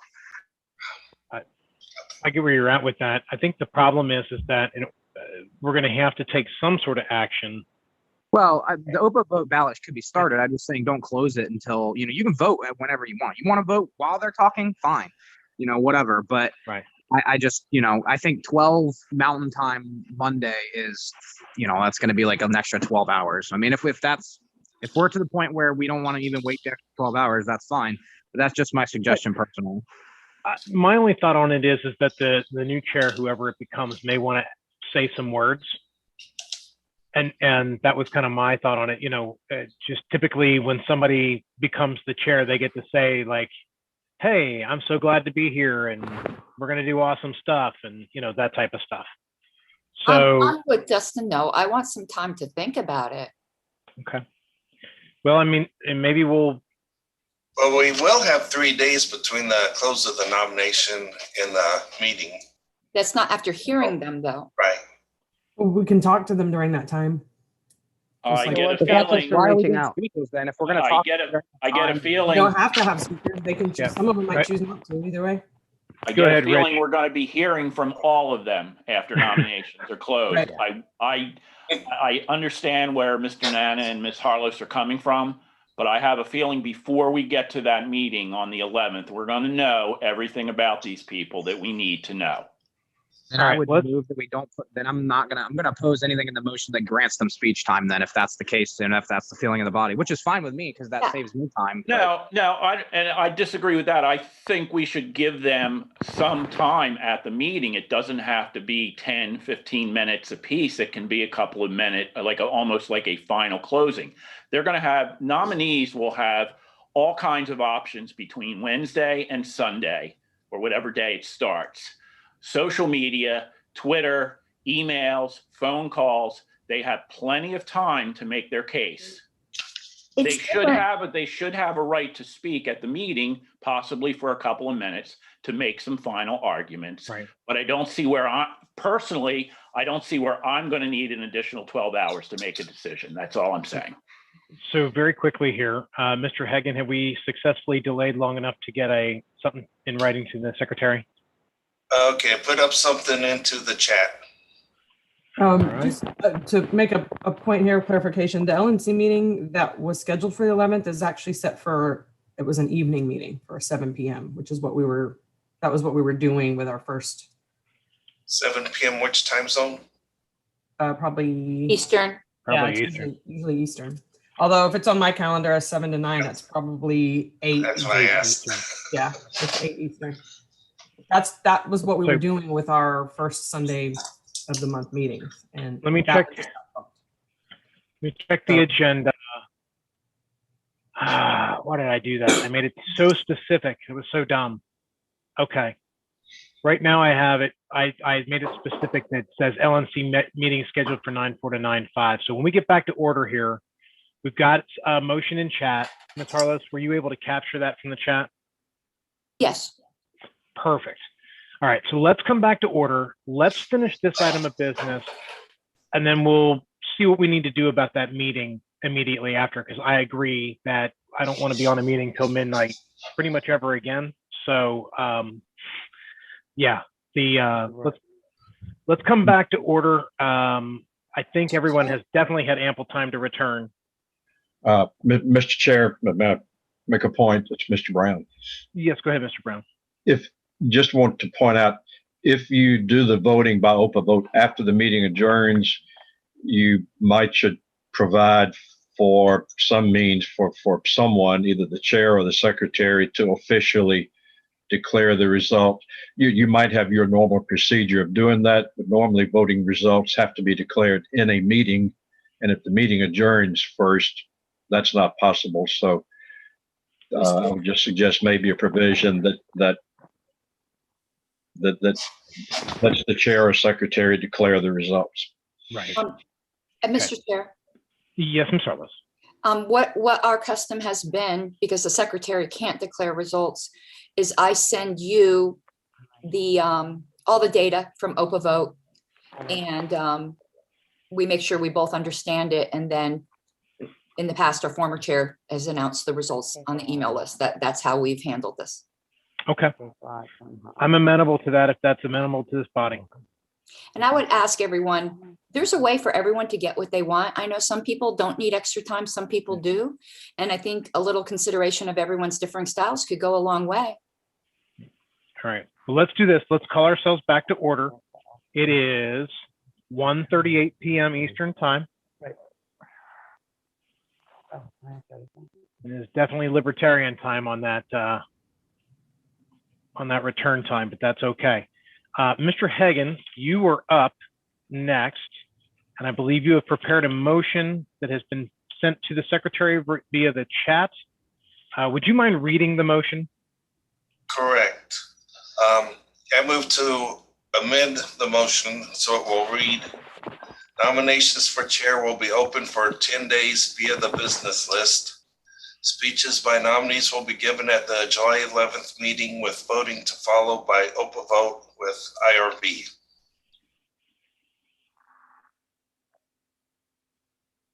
I read, is that clear that the voting is during the meeting? Can we do a little friendly amendment and say IRV general?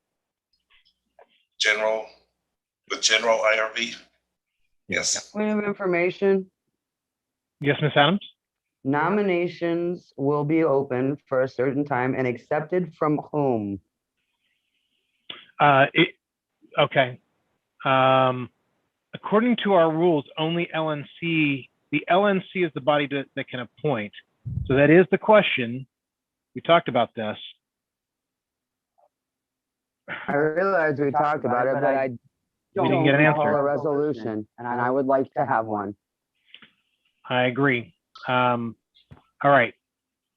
Ms. Adams, right now it is not specified.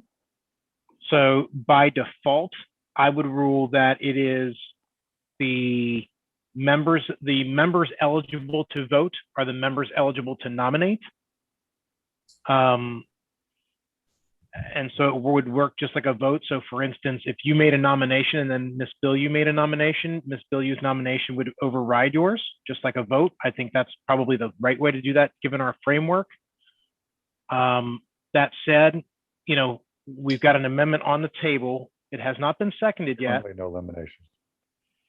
And that hasn't been specified, but there could be further amendments, depending on up or down on this. This is a motion to amend by substitution, I believe, is the right way to put this. And once we're dispensed with this business, we can readdress the concern about who is permitted to vote. Does that make sense? I mean, I guess. Okay. All right, so a motion has been made. Is there a second to that motion? Second. Second. Okay, there's a second. All right, do we need, all right, in the queue, if you want to speak to this, okay, let me write down the names I have in the queue right now. This is Bowen, Adams, Harlotz, Bilyeu, and Nana. And when I get to you, if you wanted to go back to the main motion and not on the amendment, just let me know. Mr. Bowen, you are up first, sir. Thank you, Mr. Chair. Trying to simplify this, we always seem to overcomplicate everything. I'm actually in support of this motion. I think a couple of things need to be added. I'm not making amendments at this point, but I just, in arguing for the motion, I just see a couple things missing. Number one, how many nominations are each member of the LNC allowed to make? And number two, are alternates allowed to nominate? That's the first thing I think that should be cleared up and added to this. The second thing is, actually, that's about it. I have no problem with closing nominations in 10 days, speeches by the nominees at the 11th meeting. The other thing that should probably be in this motion, because there is some question as to how long the OPA vote would be open. I personally would like to see the OPA vote closed before the meeting does, so we can install the new chair at that meeting. But if others feel the need for extra time within reason, I would have no problem with that. But those are the things I see that we need to add to this motion to make it simple, direct, and everybody understands what's going on. Thank you. Okay. All right. Thank you, Mr. Bowen. Ms. Adams. Yeah, I agree with everything Mr. Bowen just said. I fully support this motion with the additions that Mr. Bowen brought up. Without the additions that Mr. Bowen brought up, I think that the motion is incomplete and is going to turn into another rabbit hole in another situation where things aren't going to get done the way that they maybe should get done. And they certainly aren't going to get done in a timely, non-controversial way. So I would urge everyone to vote it down as it stands and vote to support it with the amendments that Mr. Bowen suggested. All right. Thank you, Ms. Adams. Ms. Harlos. Excuse me. You can skip me. I'll put my hand back up again if I want to say. Okay. Ms. Billiou. Yeah, I'm not ready. All right. Mr. Nana. I'm for the original motion, but also for this. So if you want to put me on that list. I think that even if you don't agree with this amendment, the easiest way to do that is to pass this one and then amend what we've passed. So I'm going to support this motion, even though I don't totally agree with it, and then we can hash the rest out later. All right. Thank you, Mr. Nana. Next, I have Mr. Hagan and Mr. Phillips. Mr. Hagan. Okay, I'll move to amend and add after or between the two sentences, add a sentence that say regional alternates may make nominations. What? Okay. Alternates may make nominations. Can you amend the motion that you've already amended yourself? This is the same question we had earlier. So if there's no objection, he can do that. Yeah. Yeah. All right.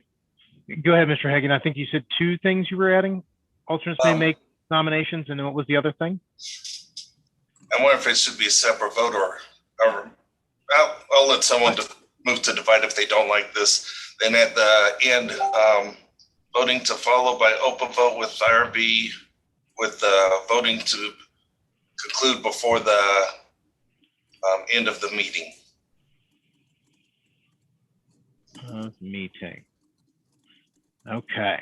Mr. Chair? Yes, Mr. Bowen.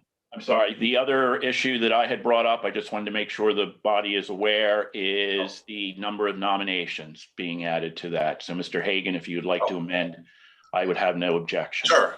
I'll also add in after the sentence concerning the alternates that members may nominate more than one nominee. They may or may not nominate more than one. May.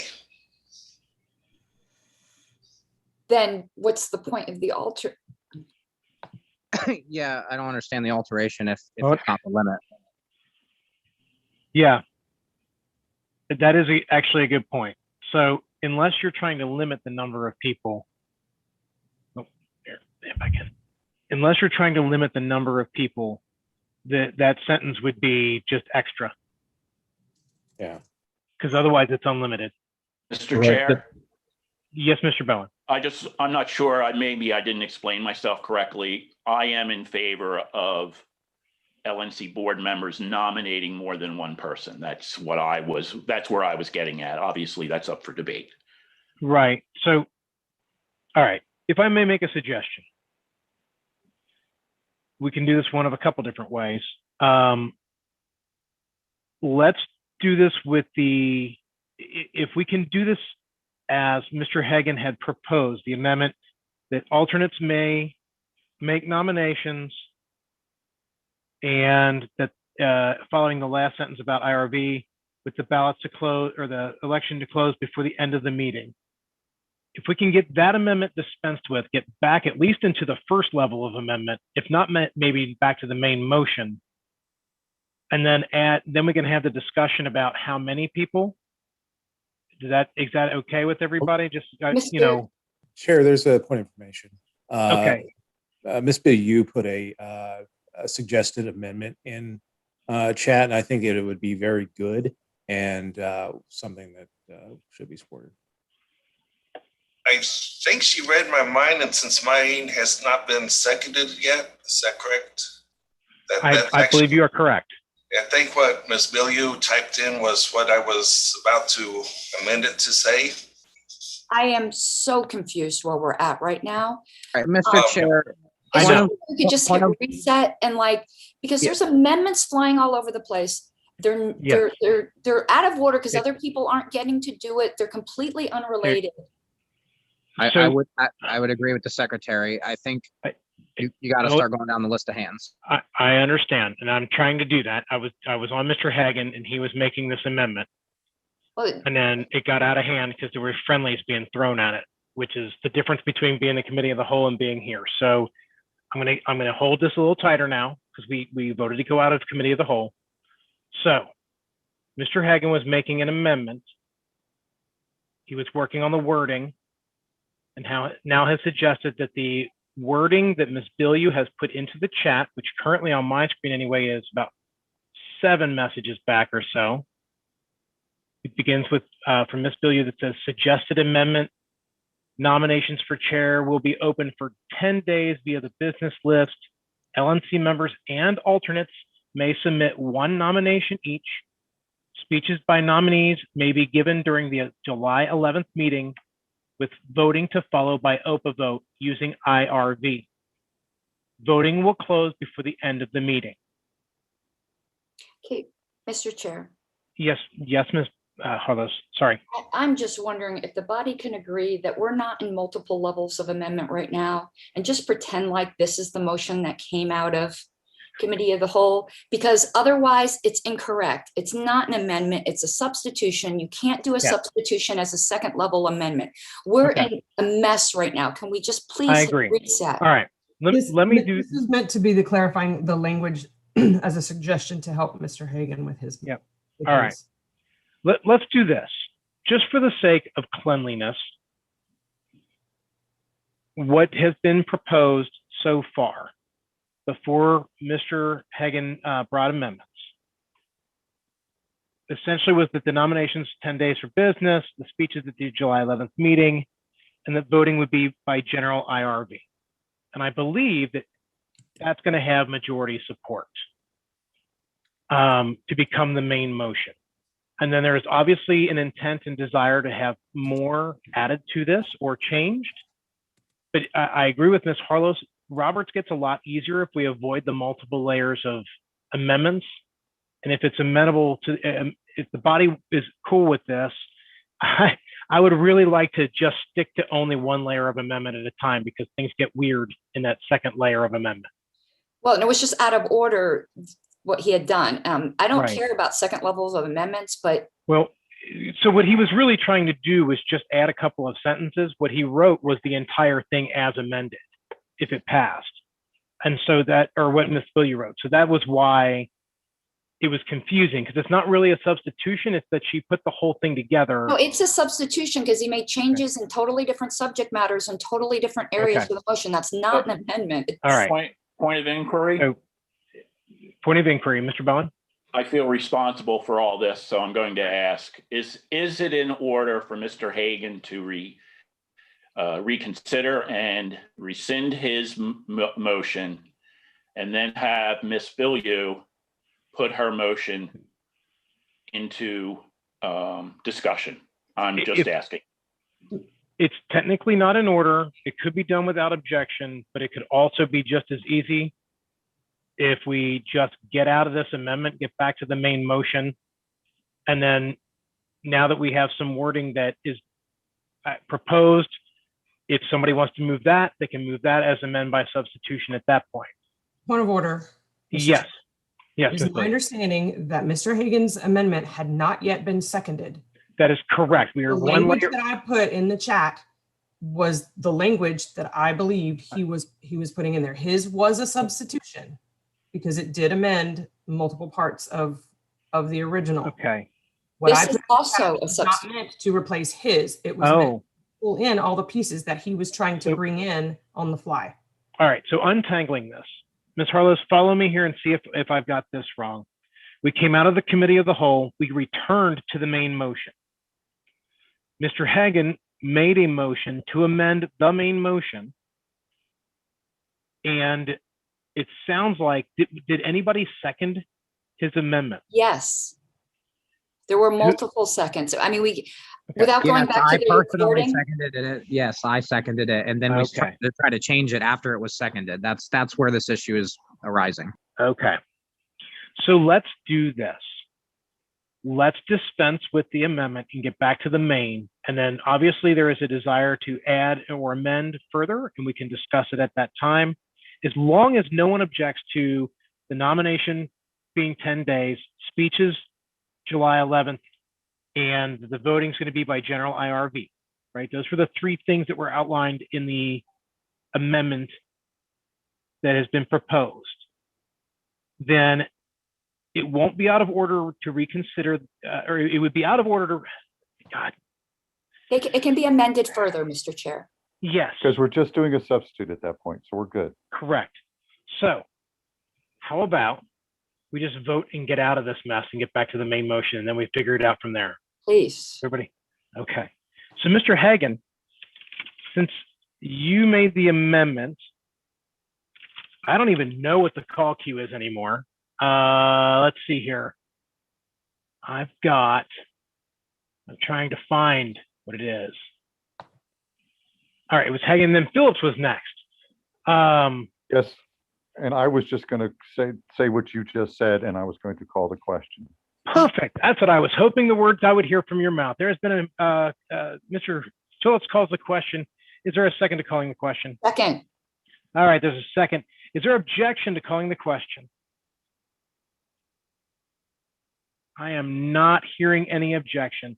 Awesome. We're back to the main motion as amended, which I believe now reads that nominations will be taken for 10 days. Mr. Chair, technically we have to vote on the question, don't we? Oh, God, yes. I'm sorry. No, oh, yeah.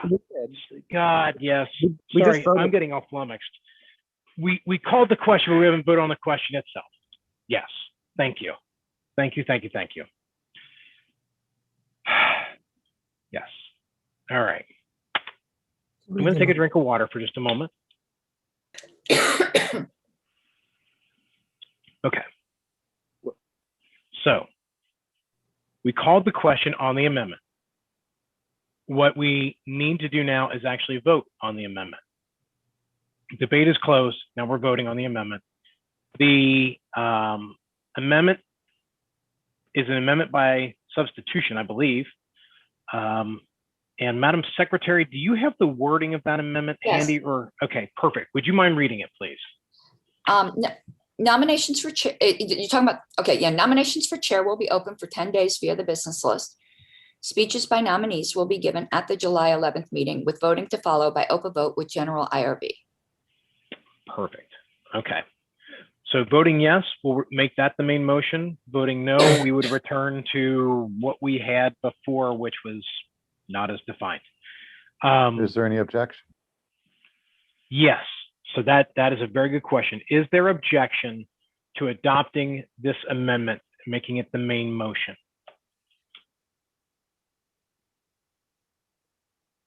I am not hearing any objection. So now we are back to the main motion as amended, which Ms. Harlow just read. And okay, cue for after the vote. I think, Mr. Harris, correct me if I'm wrong, but I think Ms. Harlow is then up next. Is that correct, Mr. Harris? You have Ms. Harlow at the top of the list, yes. Okay, perfect. So the list I have is Harlow, Nana, Bilyeu, and Bowen. Ms. Harlow, you have the floor. I would like to move to amend to have with voting to conclude by noon Mountain Time on Monday.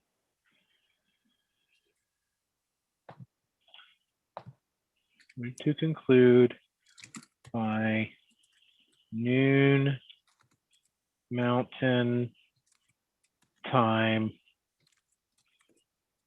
on, if you don't mind, I'm going to put July 12th. That's fine. Is that okay? Just.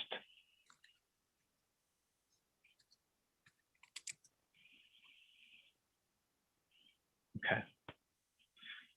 So voting to conclude by noon Mountain Time on July 12th. Is there a second to that proposal? Second. Ms. Ebke. Ms. Ebke seconds. Okay. Ms. Harlos, would you like to speak to your amendment? Yes. I would really hope that we all just try to find a way to give everybody what they want. This isn't terribly too much time, and it accommodates the people who would like a little bit more time. And I just think it's fair. Let's all try to come to something that might not be what we personally would think is ideal, but is a consensus. Okay. All right. Let's see here. So in the queue, we had Nana Bilyeu Bowen. Mr. Nana, do you want to speak to this amendment, or do you want to? I had my hand up for the main motion, but I would also like to speak to the amendment. If it ever lets me, if I ever get to talk on the main, we'll see. That's fine. Go ahead, Mr. Nana. Okay, I'm going to echo a lot of what Ms. Harlow said. I think this is a good compromise. I don't necessarily agree with the 10 days, so I'm already compromising. I would ask that the body be respectful of those of us that would like a little bit more time and compromise on this side of it too. Okay, thank you, Mr. Nana. Ms. Bilyeu, do you want to speak on this amendment, or do you want to speak on the main? No, not on the amendment. Not on the amendment. Okay. All right, Mr. Bowen, the amendment or the main? I yield on the amendment, although speak on the main. All right. Mr. Harris, is there anyone else in the list who would like to speak on the amendment? Not that I see. All right. Well, since there's no one else in the queue to speak on this amendment, we will take this to a vote. Again, the item is to amend the main motion to add to the end, voting to conclude by noon Mountain Time on July 12th. Is there objection to adding this language to the? Yes. Okay, there is objection. All right. With objection, then we will take a roll call vote. Madam Secretary, please call the roll. Okay, give me 1 second because I've been having coughing fits. 1 moment. No problem. Ms. Bilyeu? Abstain. Mr. Bowen? Yes. Ms. Epke? Yes. Mr. Hagan? Yes. I will be voting yes. Mr. Hewitt? Yes. Ms. Hogarth? No. Mr. Longstreth? Pass. Mr. Nana? Yes. Mr. Kayla? I can't hear you. Yes. Thank you. Mr. Phillips? Yes. Mr. Roudset? Yes. Ms. Sarwar? Yes. Mr. Smith? Mr. Smith? I'll come back to you. Mr. Lucchini? Yes, could you not hear me? Okay, thank you, Mr. Smith. Mr. Lucchini? Mr. Lucchini? I'll come back to you, Mr. Longstreth. Yes. Mr. Lucchini?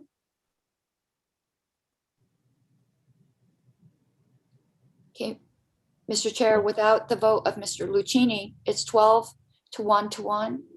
I will not vote. So that makes it 12 to 1 to 2. 12 to 1 to 2. All right. By a vote of 12 to 1 to 2, the amendment passes. And we are now back to the main motion as amended. And just for the sake of clarity, because there's been a little bit of confusion, Madam Secretary, can you read the proposal now as amended so we're all level set on what we're debating? Yes, it is. Nominations for chair will be open for 10 days via the business list. Speeches by nominees will be given at the July 11th meeting with voting to follow by OPA vote, with general IRB with voting to conclude by noon Mountain Time on July 12th. Okay, perfect. And then the first person I have in the queue, I have Nana, Bilyu, and Bowen carried over from before.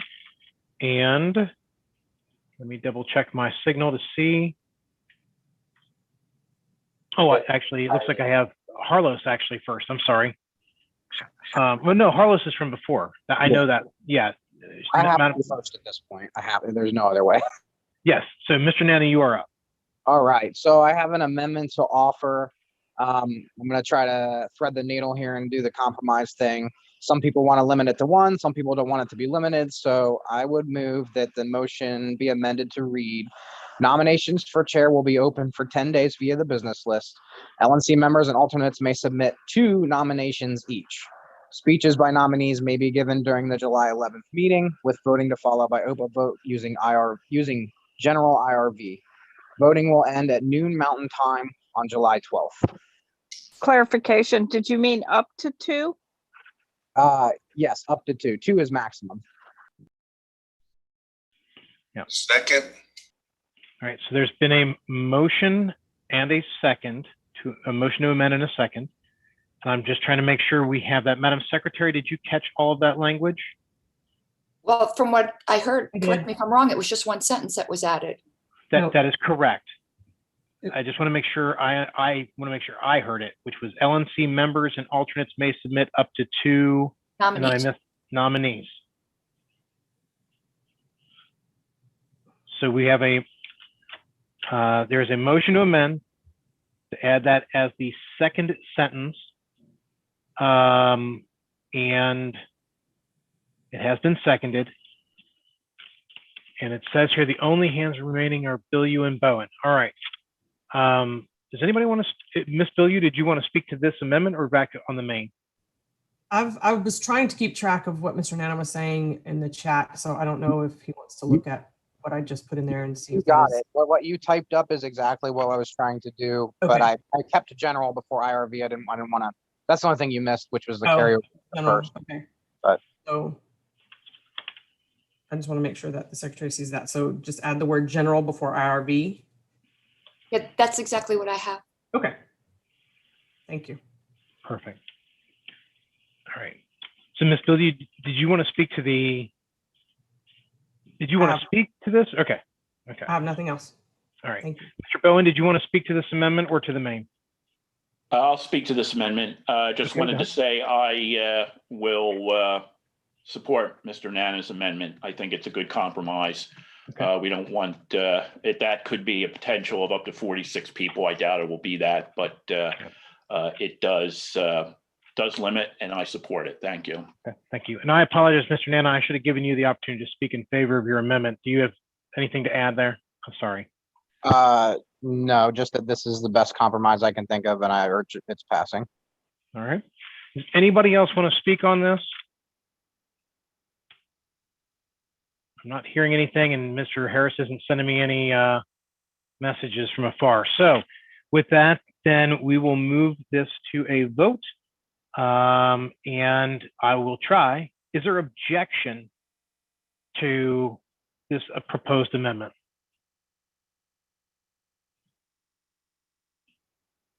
Members and alternates may submit up to 2 nominees. I'm not hearing any objection. So without objection, that amendment passes. We are now back to the main motion. All right, I still have Bilyu and Bowen maybe in the list. I can't tell. Actually, I see Eric Rodcep's hand up too. I see that one. The only hand currently raised. Oh, okay, then great. Mr. Rodcep, you are recognized. I call the question. Okay, Mr. Rodcep calls the question. Is there a second? Second. Mr. Hagan seconds. All right, is there objection to calling the question? I'm hearing no objection. Hearing no objection, the discussion and debate is closed. We are now to the vote on the motion. I think we should probably just do this by roll call, just because it's substantive. I apologize. This is a big deal. It's the chair. So, Madam Secretary, let's just go ahead and do this real quick. Roll call. Ms. Bilyu? Actually, I'm sorry. Actually, before you do that, just for the sake of everything, can you read the whole thing as amended one time, just to make sure everybody knows exactly what we're voting on, because it's a big deal. Nominations for chair will be open for 10 days via the business list. LNC members and alternates may submit up to 2 nominees. Speeches by nominees will be given at the July 11th meeting, with voting to follow by OPA vote, with general IRB with voting to conclude by noon Mountain Time on July 12th. Thank you very much, Ms. Harlos. All right, now let's do the roll call. Sorry. It's okay. Ms. Beaulieu? Yes. Mr. Bowen? Yes. Ms. Epke? Yes. Oh, 1 second. I'm sorry. I messed up my form here. 1 second. I'll get. Okay. Mr. Hagan? Yes. I will vote yes. Mr. Hewitt? Yes. Ms. Hogarth? Yes. Mr. Longstreth? Yes. Mr. Nana? Yes. Mr. Nikela?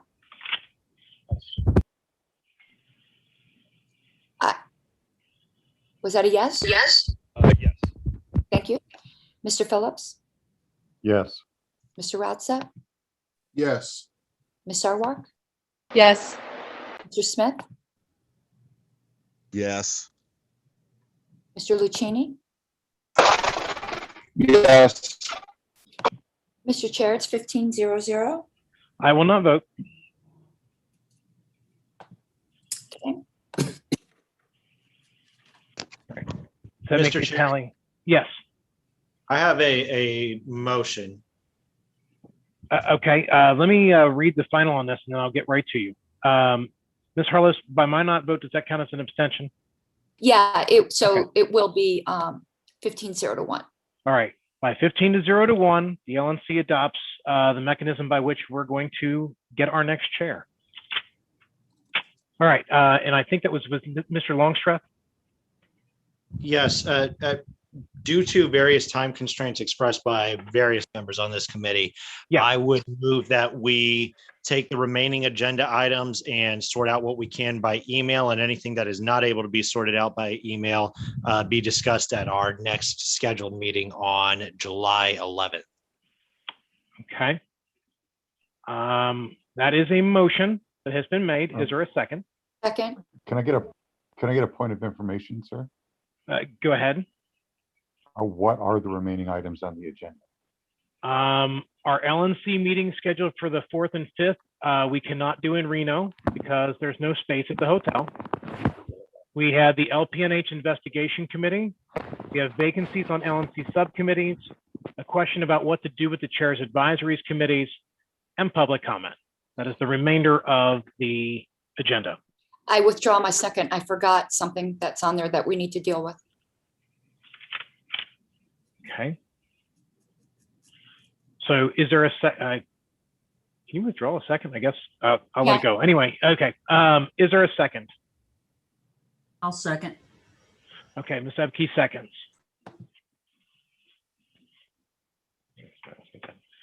All right. Let's see here. So it's been made and seconded. Is this a motion to table or wait? Mr. Longstreth, I sincerely apologize. What was the exact type of motion this was? I'm going to look to your expertise and guidance on that, Mr. Chair. The intention is to kick as many items to email as possible. And by default, if something cannot be done by email, it is automatically on our agenda in 2 weeks. That is the intent. So however that needs to be wordsmithed or technically made correct, I leave to your expertise. Okay. Mr. Brown, I'm going to ask you what's the best way to do this. We're not trying to kill this business. We're trying to move it to a later meeting. I have the wording, Mr. Chair. Okay, go ahead, Ms. Harlos. A motion to defer remaining agenda items to email vote where possible, with any additional remaining items postponed until the July 11th meeting. Perfect. That sounds exactly like what I heard Mr. Longstreth say. That's what I said. Yes, sir. Yes, ma'am. That is exactly what I heard. All right, and then Ms. Epke seconded it. The question is whether this is debatable, and that's what I was trying to figure out next. Or amendable. Or amendable. It is. It's a form of a motion to postpone, definitely. Okay. Offer an amendment to resolve the meeting issue. People had their hands up, so I'm not sure what the queue is. All right, that's what I'm going to try to figure out myself. So hold on one second. Apologies. That's all right. Don't worry. I have the Mr. same Chairman, problem. So have it looks you like asked Miss. for objections yet? No, I have not. So is there, actually, I think somebody already did, but is there objection to this Yes. motion? Yes. Yeah, thought so. All right. And then Ms. Harlos, then Ms. Bilyeu, and then Mr. Buffman in that order. Ms. Harlos? I would like to just vote this down and defer things individually rather than as a class. And I'm not even sure we can do that, but I'm not even going to get into that. We need to deal with the issue of the committee, whether this needs to be outside, inside. I didn't push my email for asking for sponsors because I figured we were going to talk about it today, which is much more productive. But it seems there is a lot of interest. And so I would like to get to our, agenda item of my motion to reconsider that, that committee. Okay. All right. Let's see. Then we also have Ms. Bilyeu next.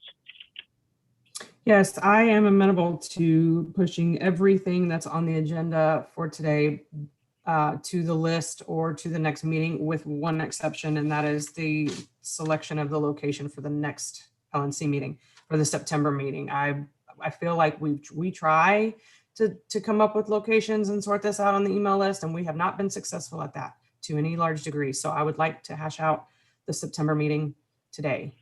With everything else, I'm fine with pushing. Okay. All right. Mr. Buffman. Yeah, I want to speak against this, and I want to agree with Ms. Harlos. The investigation committee needs to be resolved. It's been 2 weeks, over 2 weeks. And the more time we drag our feet, the more time we won't get answers, real answers. So I believe we need to square this away ASAP. Okay. All right. Thank you, Mr. Buffman. And I'm not seeing Mr. Harris. Is that the end of the queue? Looks like Mr. Bowen has. After Buffman, I have Bowen, Nana, and then Bilyeu. I re-raised my hand.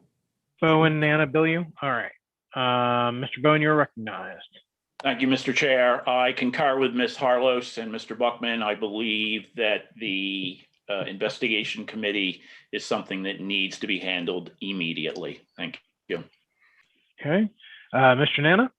I'm actually going to agree with both sides of this. I think we need to hatch out both the meeting location and the investigation committee if we're going to seek to revisit that. Okay.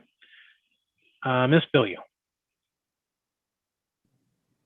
Yeah, I just want to clarify. Don't we have ballots in our inboxes already to select the investigative committee members? We do. This was put on the agenda because there was some talk about trying to reconsider how it was constituted. The ballots are there. I had asked the secretary specifically not to close that so that we're not exposing or knowing the answers per se until this committee figured out what we were doing with that committee. Because I think that's only fair, and I don't want who gets put on the committee to cloud somebody's judgment on what the right way to go is. So that is why, as far as I'm aware, those ballots are still open. But that is why that was on the agenda today. They are indeed still open, Mr. Chair. Okay, perfect. So, Mr. Chair, I have my hand up. Oh, okay. I'll call Mr. Phillips. And if there's anyone else in the queue, Mr. Harris, if you could help me. But go ahead, Mr. Phillips. I'm just, not being totally parliamentary wise, like our secretary and Mr. Brown. Would not a motion to divide be in order right now, where we still, because I would move to divide the subject of our next meeting and the subject of the investigation committee. Okay. Yeah, it would be in order. In fact, I tend to believe a motion to just postpone everything is actually out of order. Yeah, that's what I was thinking, Mr. Brown. You can't do that. I thought about that. Do it individually because, right. No, you're fine. You're fine. I get it. In which case I withdraw my motion if it is out of order, if the original motion's out of order. I mean, I was gonna let it roll, but yeah, okay. Since I'm there's going gonna to be raise objection that point to of it, order, that it's yes. out of order. It's Yep. just All right. easier. And since the point of order has been raised, I will rule that it is out of order, because you can't kick it all together. So I'm going to go back to Mr. Longstreth since he had attempted to make this motion. Would you like to perhaps kick one of these items and then maybe somebody else get another one and kind of go from there? Whatever is next on the agenda, let's start there. So I'm not sure what agenda is exactly in front of us, whatever's next. Well, Mr. Longstreth, the next item on the agenda is the LNC meeting scheduled for the 4th and 5th of September. I mean, do we have enough information to have a reasonable discussion on that right now, Mr. Chair? You would know better than me. What's your guidance? I do not. What I was going to suggest to this committee is that this committee pick 2 or 3 cities, give them to Robert Kraus, and let Robert find us a place to go. That's what I was going to, suggest, is because Robert's the master at finding the good place to go. That's cheap and relatively good. So that was my thought. And I think we can do that by email. So I'm going to go ahead and yes, let's do that one first. We can figure that out by. Perfect. All right. Then there's been a motion to move the question of the LNC meeting scheduled for the 4th and 5th of September to email. Is there a second? Second. All right. That's been seconded by Ms. Harlos. Is there, it is debatable. So Mr. Longstreth, do you want to talk to it or you got it covered? I feel like it's self-explanatory. It's a pretty obvious up or down vote. Let's just get through it. All right, perfect. Anyone? Okay, we have Phillips and Sarwark in the queue is what I'm being told. Wait, yeah, Phillips and Sarwark. Mr. Phillips? I do object to this. I think that this is something that we need to handle ASAP. And by the time we get it kicked to Mr. Kraus and then back to the email list and then have the email list vote, we've put off a substantial amount of time. So I am opposed to kicking this agenda item. All right, Ms. Sarwark? I also object and would like the committee to reconsider the date to move it to the next weekend because of the price of airline tickets. That is Labor Day weekend. I unfortunately left the LNC meeting early the last time, but that should have been something that was spoken to right away. Nobody's going to get a cheap airline ticket on Labor Day weekend, nor will we get a good hotel rate anywhere on Labor Day weekend. Okay, thank you, Ms. Sarwark. Let's see here. After Sarwark, okay, Phil, you put her hand down. Cool, okay. Or is it Ms. Phil? You have your hand up. It is back up. Okay. Yeah, I just want to disagree on changing the date. We've already set that date. It was already in motion. We've done this on major holidays before multiple times. We do conventions on major holidays. We've done LNC meetings on major holidays. So I don't see that being an issue. So I just want to settle this on that date and pick a location. All right. Next is Ms. Harlos. I would like to make a substitute motion to refer this to the executive committee to resolve within the week. Oh, okay. There's going to be a opposition, not from me. Okay, let me do this. Is there a second to kicking it to the executive committee? I'll second. All right, Mr. Bowen seconds. I believe this is debatable. Ms. Harlos, would you like to speak to your motion? Yep, we're not going to do this with 17 people here. We see everything's already on the table. I think the executive committee can meet quickly, and if we give them a time frame of a week to get a date and location set, I think that's the most expeditious way to handle it. And I'm sure all the executive committee members will take everyone's input on email into consideration, but we're going to be here 2 hours doing this. All right. Object, Mr. Chairman. What's that? Object. You object to kicking it to the EC? Correct. Okay, I think Mr. Nana has his hand up to speak against. Mr. Nana? Yeah, I mean, we can talk about kicking it, not kicking it, what dates we want to do, but let's just get it done. I think we can get it done. I don't think it'll take 2 hours. I have some suggestions for locations already ready to go if we ever get to that point. All right. Thank you, Mr. Nana. Is there anyone else who wants to speak on this? I don't see any hands up on my phone, but that sometimes lies. Okay, I'm going to say there's no more discussion on this. At this point, okay. We were in the motion to divide, and then we were in, Ms. Harless, what was your motion? You're supposed to move it to the executive committee, right? Yeah, it was to move to the executive committee. Yeah, move the decision to the executive committee. All right. There's obviously objection to moving it to the executive committee, so let's just do the vote on this. Ms. Harless, call the roll. Ms. Bilyeu, No. Mr. Bowen, Yes. Ms. Epke, Yes. Mr. Hagan. No. I will vote yes. Mr. Hewitt, No. Ms. Hogarth, No. Mr. Longstreth, Yes. Mr. Nana, No. Mr. Nikela,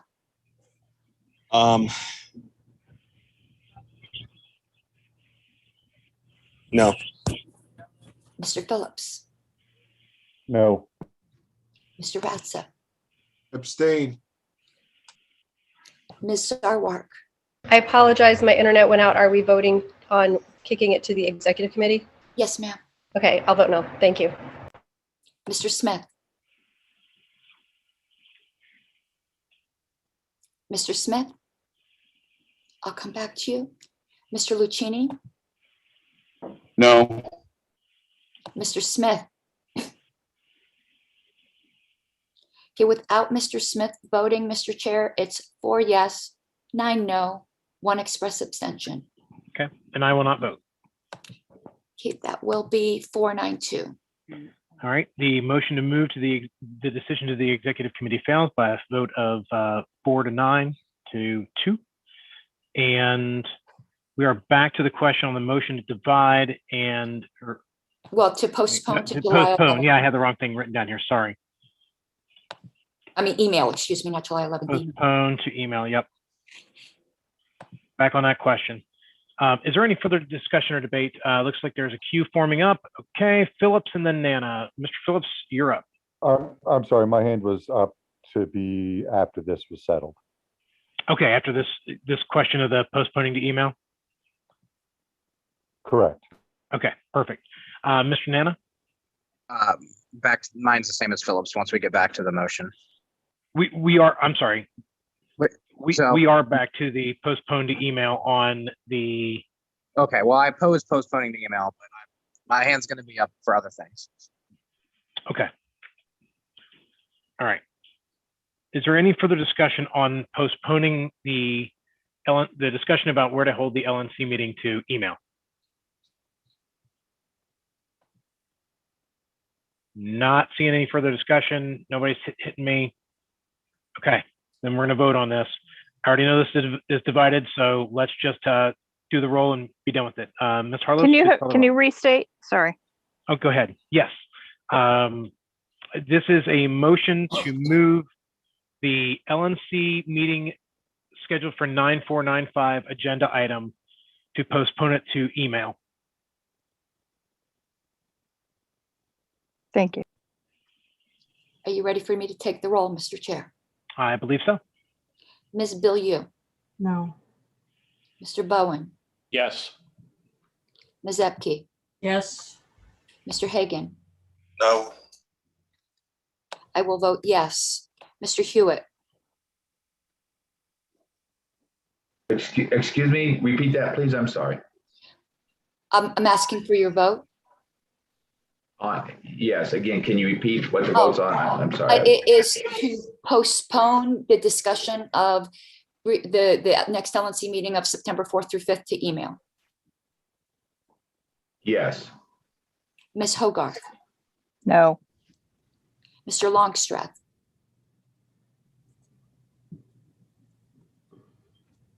Mr. Longstreth. I'll come back to you. Mr. Nana, No. Mr. Nikela, Mr. Nikela, Yes. Mr. Phillips, No. Mr. Routset, Yes.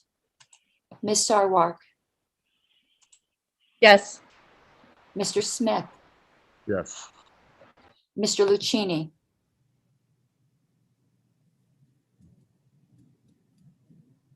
Mr. Lucchini. I'll come back to you. Mr. Longstreth, Yes. Mr. Lucchini.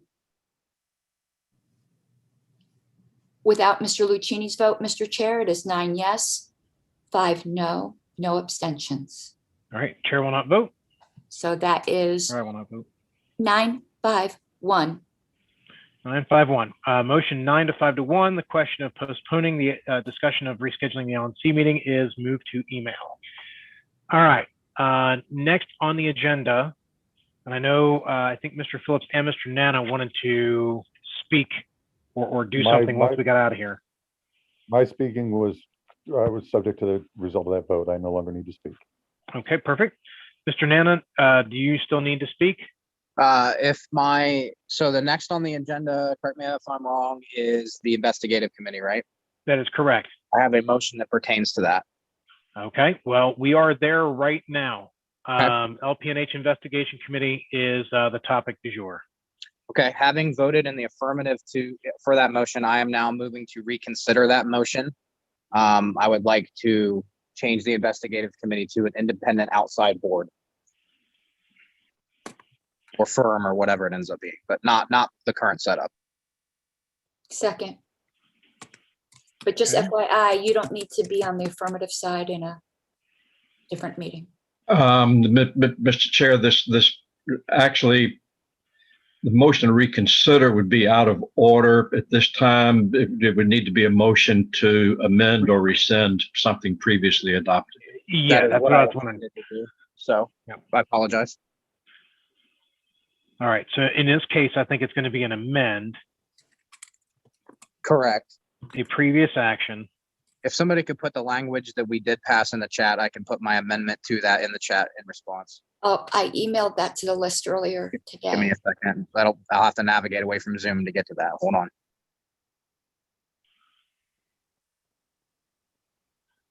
All right. I'm looking for it as well.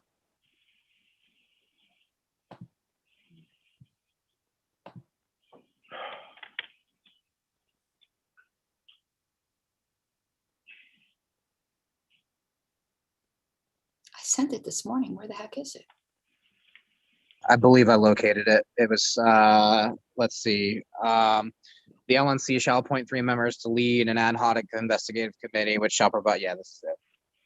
Okay.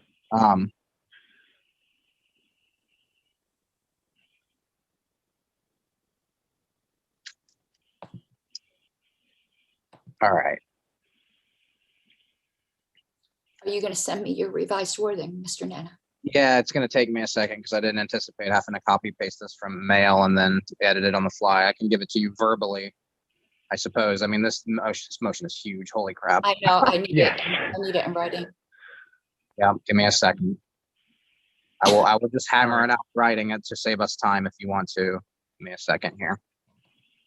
Mr. Chair, while he's hammering that out, you know, I would consider this a motion with notice because it was on the agenda. So a majority vote is what would be required. Yes. Thank you, Mr. Brown. That is helpful.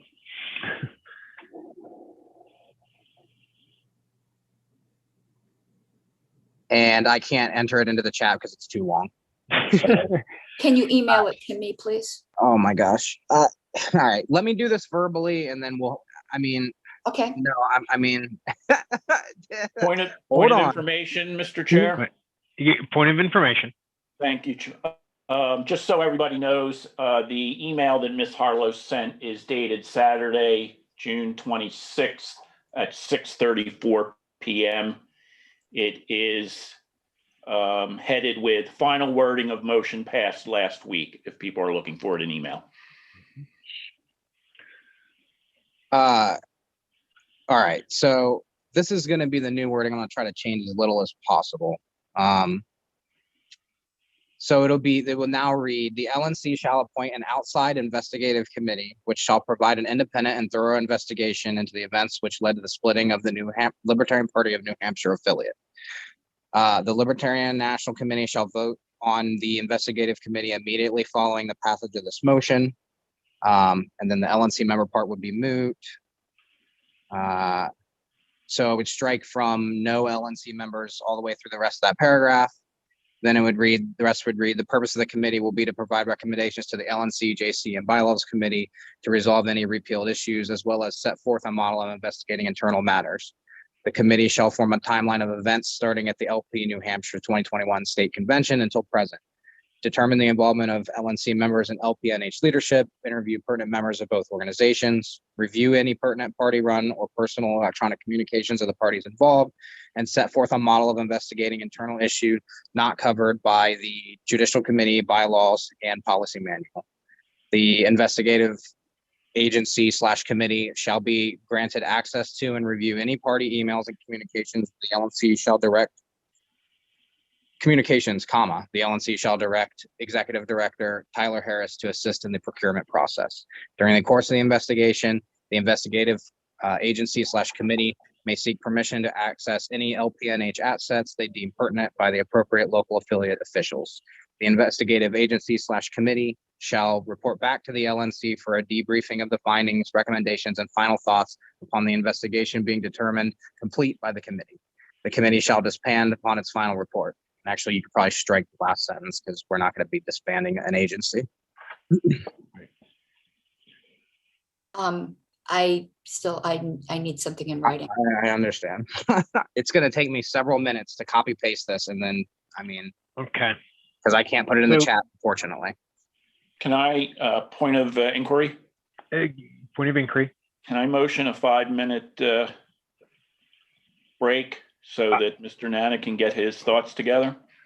I was actually going to suggest that. I know this committee is anxious to get out of here, but this obviously is something that wants to consider today.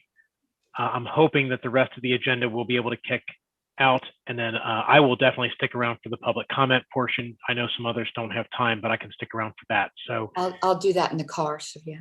Yeah. So long story short, if there's no objection, let's take a 5-minute break. Let's get the wording correct.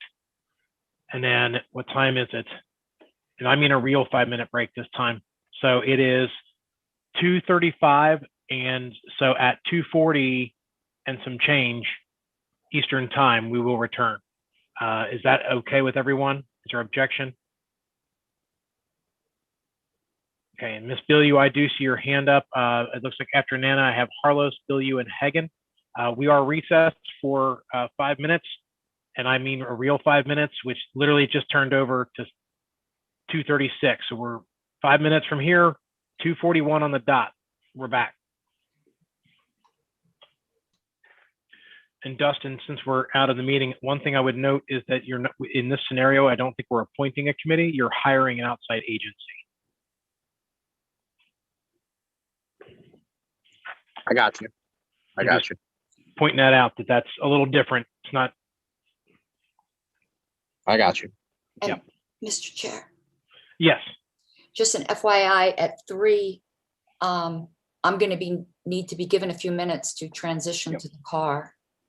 That's no problem. And I know Mr. Rodsep needs to bounce at about that time too. So I'm really hoping we can get this piece done by 3, which will meet everybody's timelines. We'll kick the rest of this out to the next meeting. And then, because we don't have to worry about the committee stuff is important, but it's not the end of the world. Yeah, I just wanted to let you know that when my ride gets here, I'm going to. Understood. Makes sense. So.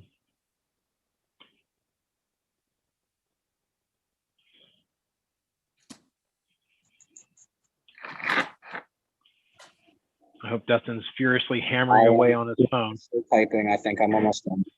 Okay.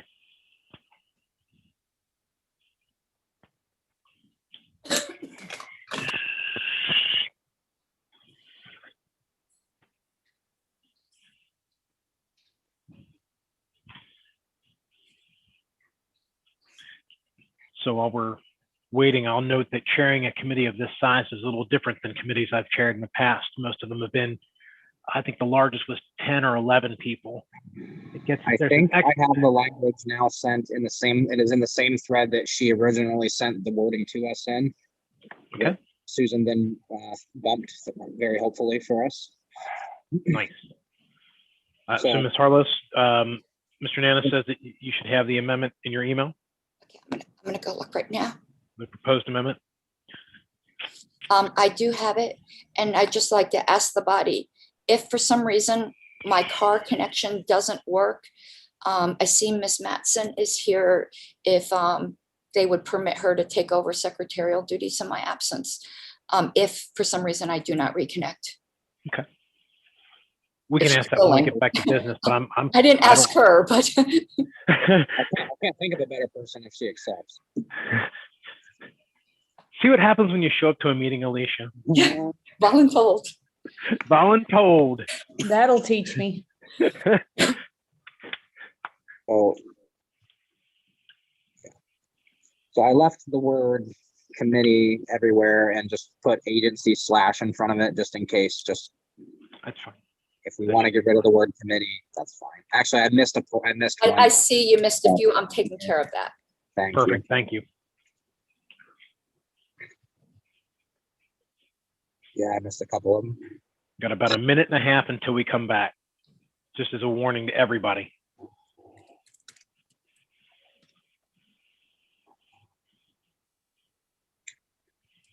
And I actually did leave the no LNC members part because we wouldn't want to hire an agency that's, if anybody, I don't think anybody does, but just in case. Well, damn it, I was just forming a company. Right, exactly.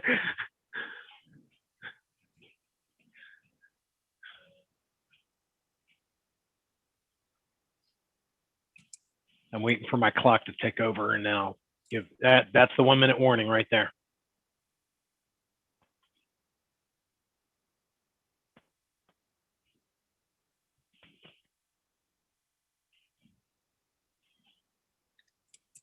Okay, I'm going to send where I made your corrections, adding that in the same thread so that everyone has. Yep, I appreciate it.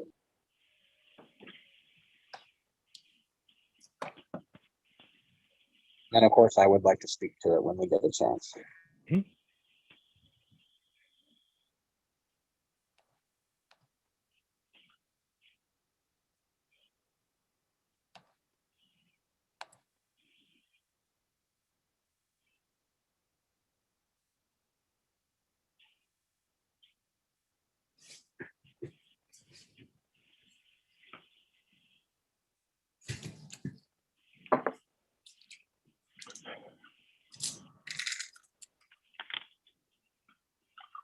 That's it. That's time. All right. I hope everyone's back, because I wasn't kidding about the 5 minutes for real, for real.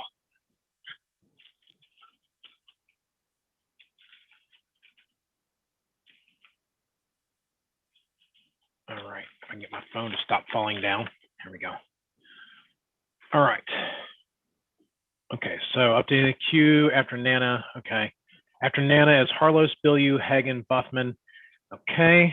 And we are back in order. It is 41 past 2 Eastern time. And Mr. Nana has submitted his amendment to the secretary. The secretary has made a couple of technical corrections and mailed them back around to everyone. Everyone should have that. According to the queue, Mr. Nana has made this motion. He'll speak first in favor, and then afterwards we'll have Ms. Harlos, Ms. Bilyeu, Mr. Hagen, Mr. Buffman, assuming they want to speak on this. Mr. Nana, go. All right, I'll keep it very brief. We've all had kind of some crosstalk since this decision was made that it might be better to hire somebody completely out of the organization because they would be completely unbiased.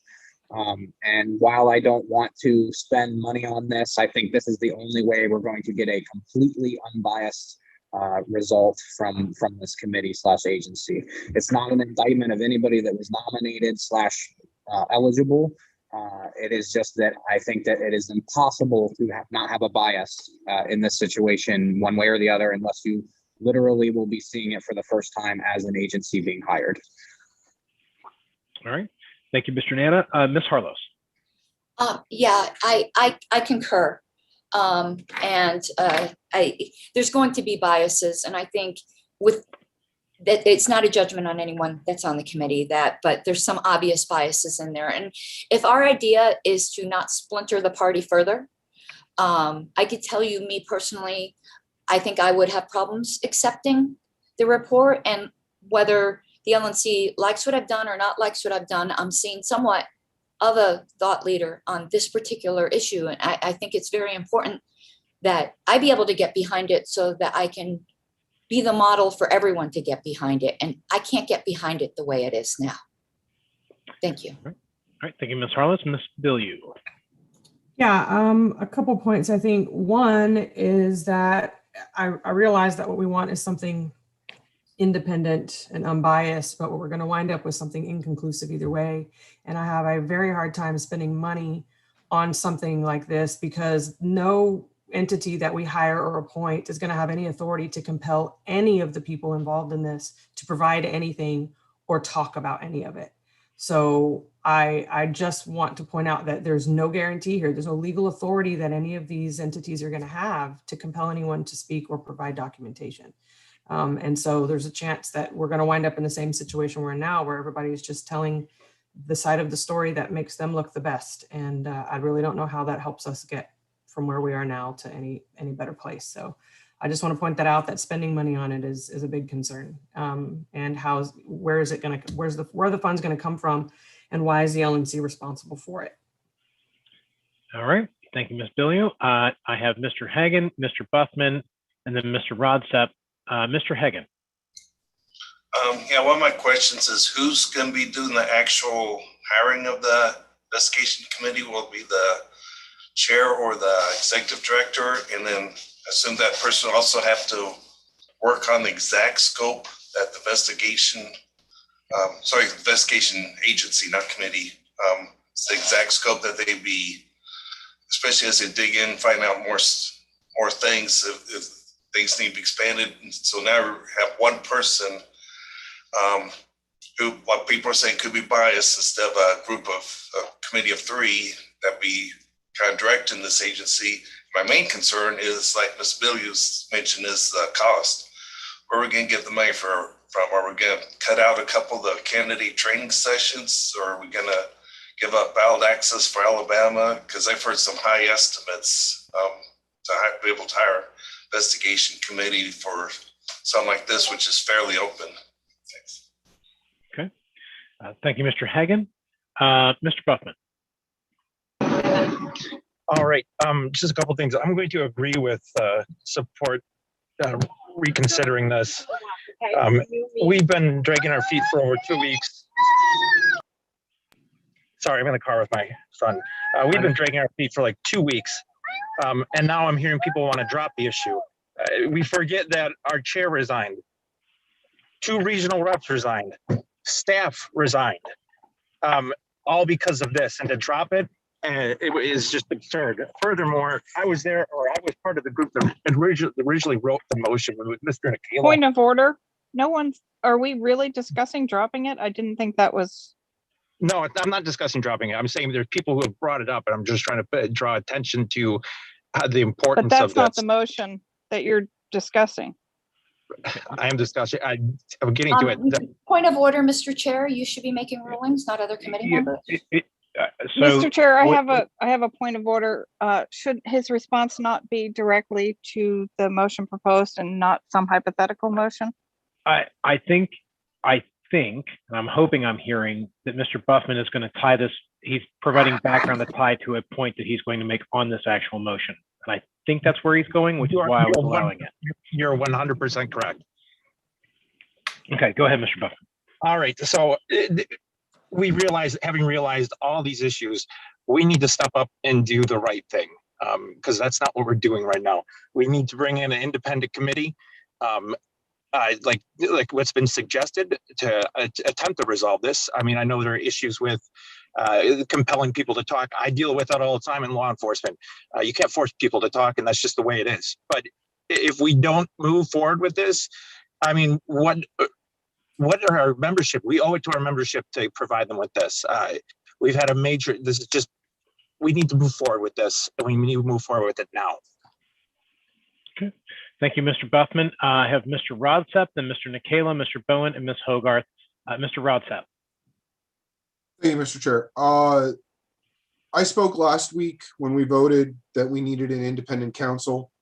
I think we need to set some sort of financial limit on how much that we're going to expend, because at this point, the healing has already begun, and we need to make sure that we keep this within a reasonable budget. Otherwise, this can become the white elephant of the room, and it will hinder our operations on many things that we need to be spending money. But we definitely need to have this for some sort of answer so we can put this behind us and move forward. Thank you. Thank you, Mr. Rodsep. Mr. Nikela. Mr. Chair, I have questions. If we're going to go to the independent route, we need to know who's the company that's going to be investigating this. What is their past experience? Are they going to have to review all of our bylaws, our rules, our JC? Do they understand Roberts? How much is it going to cost? What's the duration going to be? So I have a lot of questions here. If we continue with what we have people who we've nominated as a board, who my understanding is we're already voting on them. Why do we believe there could be a bias? I put forward Suzanne Gilmore from Florida. I don't know if she's gonna be on the board or not. I don't know others put forward, but I know that I picked her specifically because I knew she would be extremely neutral and unbiased. So, we're going back to the drawing board based on what ifs. Not everybody is fractionalized. Not everybody's at each other's throats. There are people out there that want the best for the party, and we just need an investigation. The fact. So if we go this investigative route with the company, I have so many questions that we're going to have to confirm. We're going to need to limit a budget. I don't know. I'm not in favor of this. I think we should just continue with what we have. Let's move forward. We have too many contingencies. We're breaking down the what ifs. We're moving past this already. The healing has begun, but we need to move forward. So I'm in favor of keeping things as is and just moving forward with the committee and going from there, because we might not like the results either way. It might be indifferent. I don't know, but we got to do something. Thank you. Thank you, Mr. Nikela. Mr. Bowen. Thank you, Mr. Chair. I think everybody knows already that I'm in support of this motion. I've been pretty vocal about it and pretty public about it, but I will say it again for the record. An organization that investigates its own organization is not independent. It is self-policing. It will not have any effect. I understand everybody's concerns about cost. There's no more of a budget hawk on this committee than me, but we have to look at it as, is it worth it? Is what happened serious enough that we need to get to the bottom of it for the future of the party? If it is, then it needs to be done, and it may cost. I'm just, what comes out of this 3-person committee, I don't believe will hold any weight, and that's not to denigrate the people on the list. I was also kind of disappointed and surprised that so many people were taken off the list. I didn't realize at the time that our choices would be limited as they were. But for those reasons, and I know it's a hard choice, and I know it's financially not what some people want to do. I understand the concerns, but if we truly want it to be independent, it needs to be independent. Thank you, Mr. Chair. All right. Thank you, Mr. Bowen. Next is Ms. Hogarth. And after her will be Ms. Harlos and Mr. Phillips. Mr. Ferreira just said that he dropped and may not be able to return, but I would like us to proceed to a vote. Okay, are you calling the question then? Yes. Okay. That's a call. Ms. Hogarth has called the question. Is there a second? Second. Second, yeah. Second by Mr. Bowen. All right. Then we are moving to a vote. I'm going to just assume there's going to be objection. We're going to lose our secretary soon. So let's go ahead and call the roll. And the motion is to, from a general sense, please. no problem. From a general sense, this motion voting in favor would switch the committee from being what we had Mr. decided. Chair? We have to vote on Point of closing. order. Oh, God, I'm sorry. Yep. We're calling the question. We're ending debate first. Sorry. Yep. We're just ending debate. Maybe. There were a number of people in the queue, though, so I'm going to assume that was not going to pass either. Okay, I'm sorry. I'm lost. Roll We call are- on ending debate. Okay. Yeah. Because I have someone who's getting my luggage. That's what. Ms. Bilyeu, No. Mr. Bowen, Yes. Ms. Epke, Yes. Mr. Hagan. Abstain. I'm going to vote no. Mr. Hewitt, Abstain. Ms. Hogarth, Yes. Mr. Longstreth, Abstain. Mr. Nana, Yes to end debate. Mr. Nikela, No. Mr. Phillips, No. Mr. Radsep, Yes. Ms. Sarwark, No. Mr. Smith, Mr. Smith, Yes. Mr. Lucchini, Mr. Lucchini, Mr. Lucchini. I believe Cheney has dropped. Okay. Mr. Chair, it's 6 yes, 5 no, 3 express abstentions. Okay. I will not vote. So I believe, if I'm correct, Ms. Harless, that makes it 6 in favor of ending debate, 5 against, and 4 abstentions. Yes, sir. Okay. Then the debate on the item is closed. No, it's 2/3 vote. Mr. Chair, Oh, requires a God. 2/3 vote. Okay. All right, then it's still open. Sorry. Okay. So in the queue, where were we? We had just heard Mr. from, yes. I was in the queue, but when you said we were ending debate, I took my hand down and put it back up. I don't know where that puts me. So I do have the order here. We had Bowen, then Hogarth, and so next would have been Harlos, then Phillips, then Valente, then Adams. I should be in there. Mr. Harris, can you help me figure out where Miss Bilyeu is in the list? After Adams. After Adams. Perfect. Okay. Mr. Chair, Yes. when I made the motion to end debate, the call to end debate, I didn't purposely speak to my sentiments because I hate it when people do that. Here's my opinion, and now I move to close debate. So with indulgence, may I No. make my point now? No, that's out of order. Thank you, Ms. Secretary, for making the ruling. Miss Hogarth, if you're amenable, I will put you You can put right me in after the Miss queue. Bilyeu. Sure. Okay. I'll put you right after Miss Bilyeu. Thank you. All right. Miss Harlos. People had asked, why is this our responsibility? I think that should be patently obvious. An action of this body caused, or at least part, caused this. We've lost a lot of members over it. I mean, members of this body. I'm not talking about members, 3 of our members. That's quite a bit out of a committee of 17. I don't really think the healing has necessarily begun. There's a lot of affiliates that are just really, really concerned. And we need to have answers on this because this is actual corruption. And we've got to root this out and figure out what institutional weaknesses may have caused this.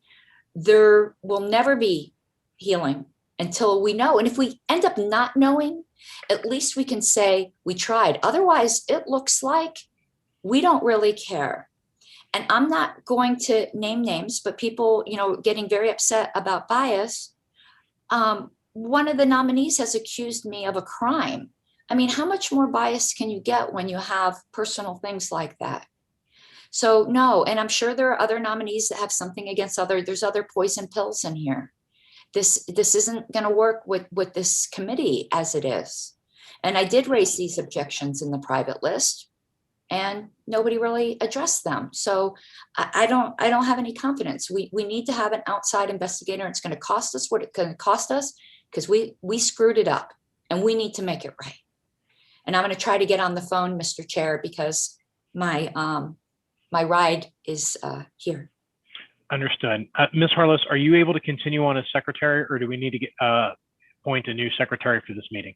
Well, I'm going to try to stay on the phone to vote until I can get set up in the car.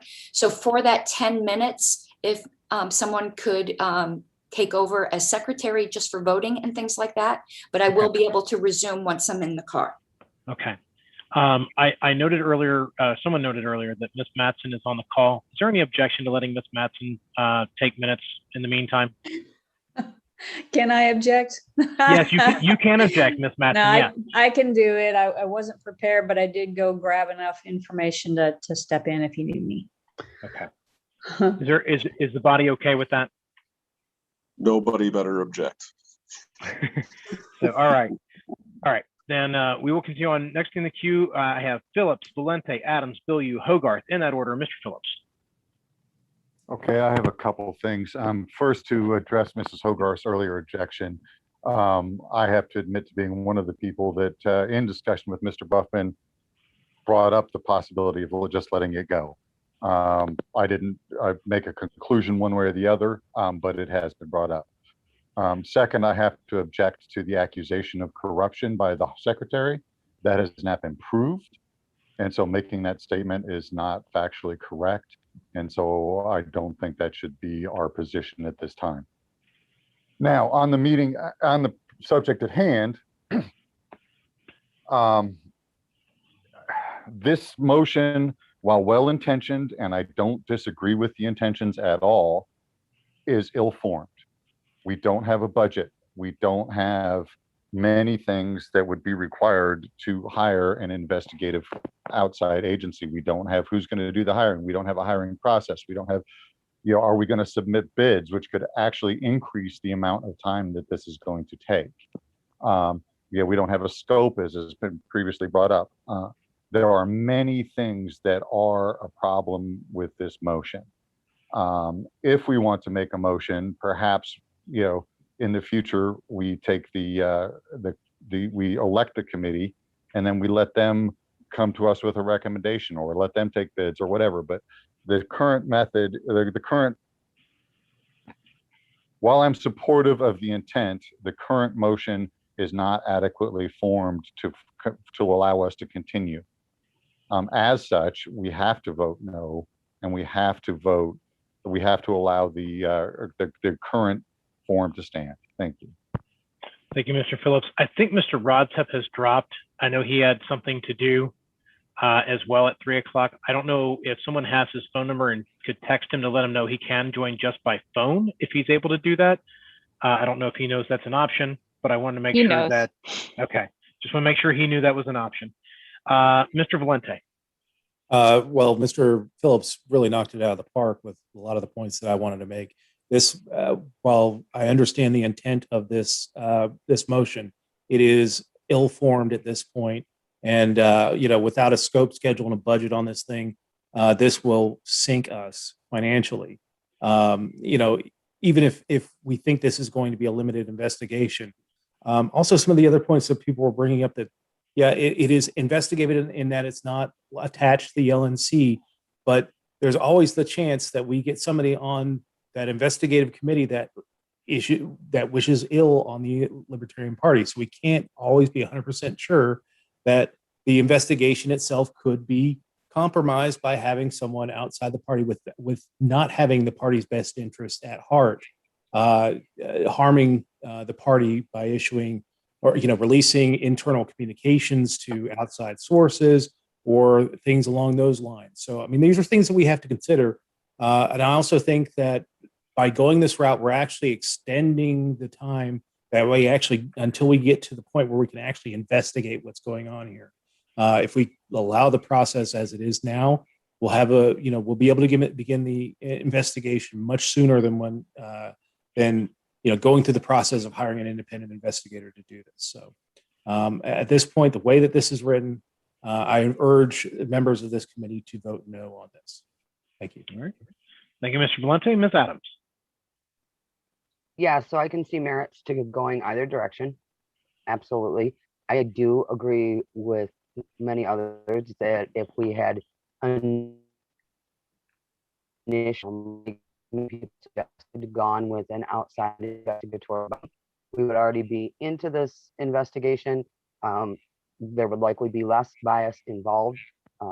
Certainly that is true. At this point, my questions are, who establishes which investigatory body we're going to use? Are we going to hire a private investigator? Are we going to hire a firm? What is the bidding process for that? Who's going to hire the bidding process for that?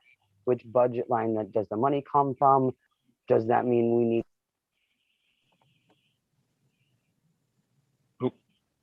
Ms. Adams, are you there? Ms. Adams, I think your phone cut out. Ms. Adams? We are taking steps to start an investigation.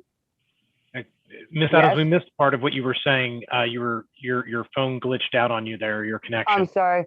Can you hear me now? We can, yes. I don't know that either of these solutions is going to be perfect at this point. We've waited to deal with this instead of moving quickly. We've already tainted our own pool.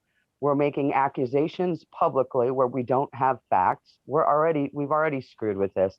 And at this point, moving forward with the committee, I think it's our best chance for gaining resolution quickly. All right. Thank you, Ms. Adams. Ms. Bilio. Yeah, obviously everything everybody's already said with regard to the flaws in this motion, I would echo, but specifically, everybody keeps talking about how we need to hurry up and get this done, yet there's nothing at all in the motion that gives the timeline for the investigators to perform their duties. There's nothing that says when they're going to deliver us a report or when they're going to bring answers to us. And again, there's nothing that gives them authority to compel any of the people involved to participate in this investigation. So they could be sitting around waiting for days to get feedback from people or to set up appointments with people. So that's another flaw in this motion, is that there's nothing in here that tells us how long this is going to take or how long we expect it to take. So it still could take months. It's still indefinite, and it still is not providing people the answers they need right now. So that's all. All right. Thank you, Ms. Billiou. Ms. Hogarth. In addition to the concerns about scope, oversight, length of time, expense, I believe that we have provisions against unfunded mandates. And I think that we are considering one right now, not only an unfunded mandate, but an open-ended unfunded mandate with no budget being proposed. I'm just like astounded that this is even a thing that we're considering. All right, thank you, Ms. Hogarth. I have Mr. Nana and then Mr. Nikela. Mr. Nana, you spoke to this motion at the very beginning. If you don't mind, I would like to let Mr. Nikela go first, and then we'll come back to you. If that's all right. That's fine. Okay, Mr. Nikela. Thank you, Mr. Chair, and thank you, Mr. Nana. Ross has said, there's so many questions here that are very open-ended. For instance, who's going to be working with these companies to find out who the company is?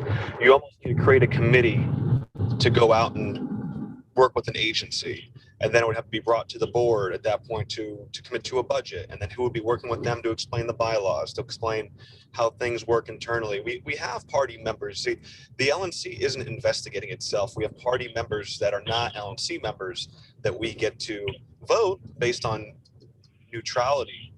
And I think that that's important. We are putting it into the hands of others. There's just too many questions. I understand, but action works 100% of the time, all the time. We have 3 people that we've already voted for. We don't know who they are yet, but they're ready to go. I suggest we put them to work. We get it going. And if they do their work well, it should be unemotional. It should be in the same way a mineralogist looks at a rock, just very objective and fact-based. Once we get that information, we can make our own determinations, but we need what I believe the scope is very neutral in the original motion. And once we have that information, it should not be colored by personal biases or opinions. So I think as long as that is kept true and we get the right people in, which I believe we will, then we'll have what we're looking for and we can move on. All right. Thank you, Mr. Nikela. Let's see here. I have, looks like second round people coming up. Mr. Nana, go ahead. You're Yeah, I recognized. guess I'm a bit confused by all the concerns brought up because my motion changes absolutely nothing about those concerns. I'm simply changing it to an outside committee. If the concerns of scheduling, when do they come report back to us? Those concerns are still valid if we don't pass this. It's the same fucking, I'm sorry, excuse my decorum. It's the same freaking motion.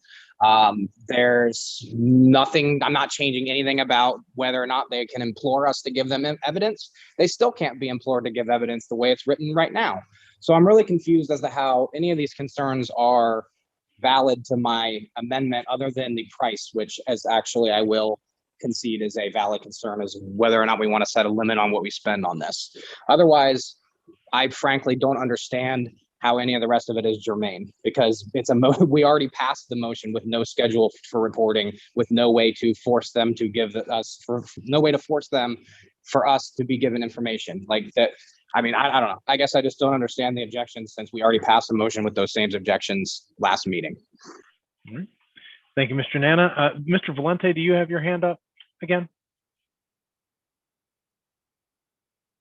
If not, I put it down and I raised it back as an artifact, and then I've raised it again, but I'm at the back of the list. okay. Because I had Mr. Valente, Chair? then Billiou. Yes, I'm just letting you know I'm on the phone. If you could put me on the queue. will do.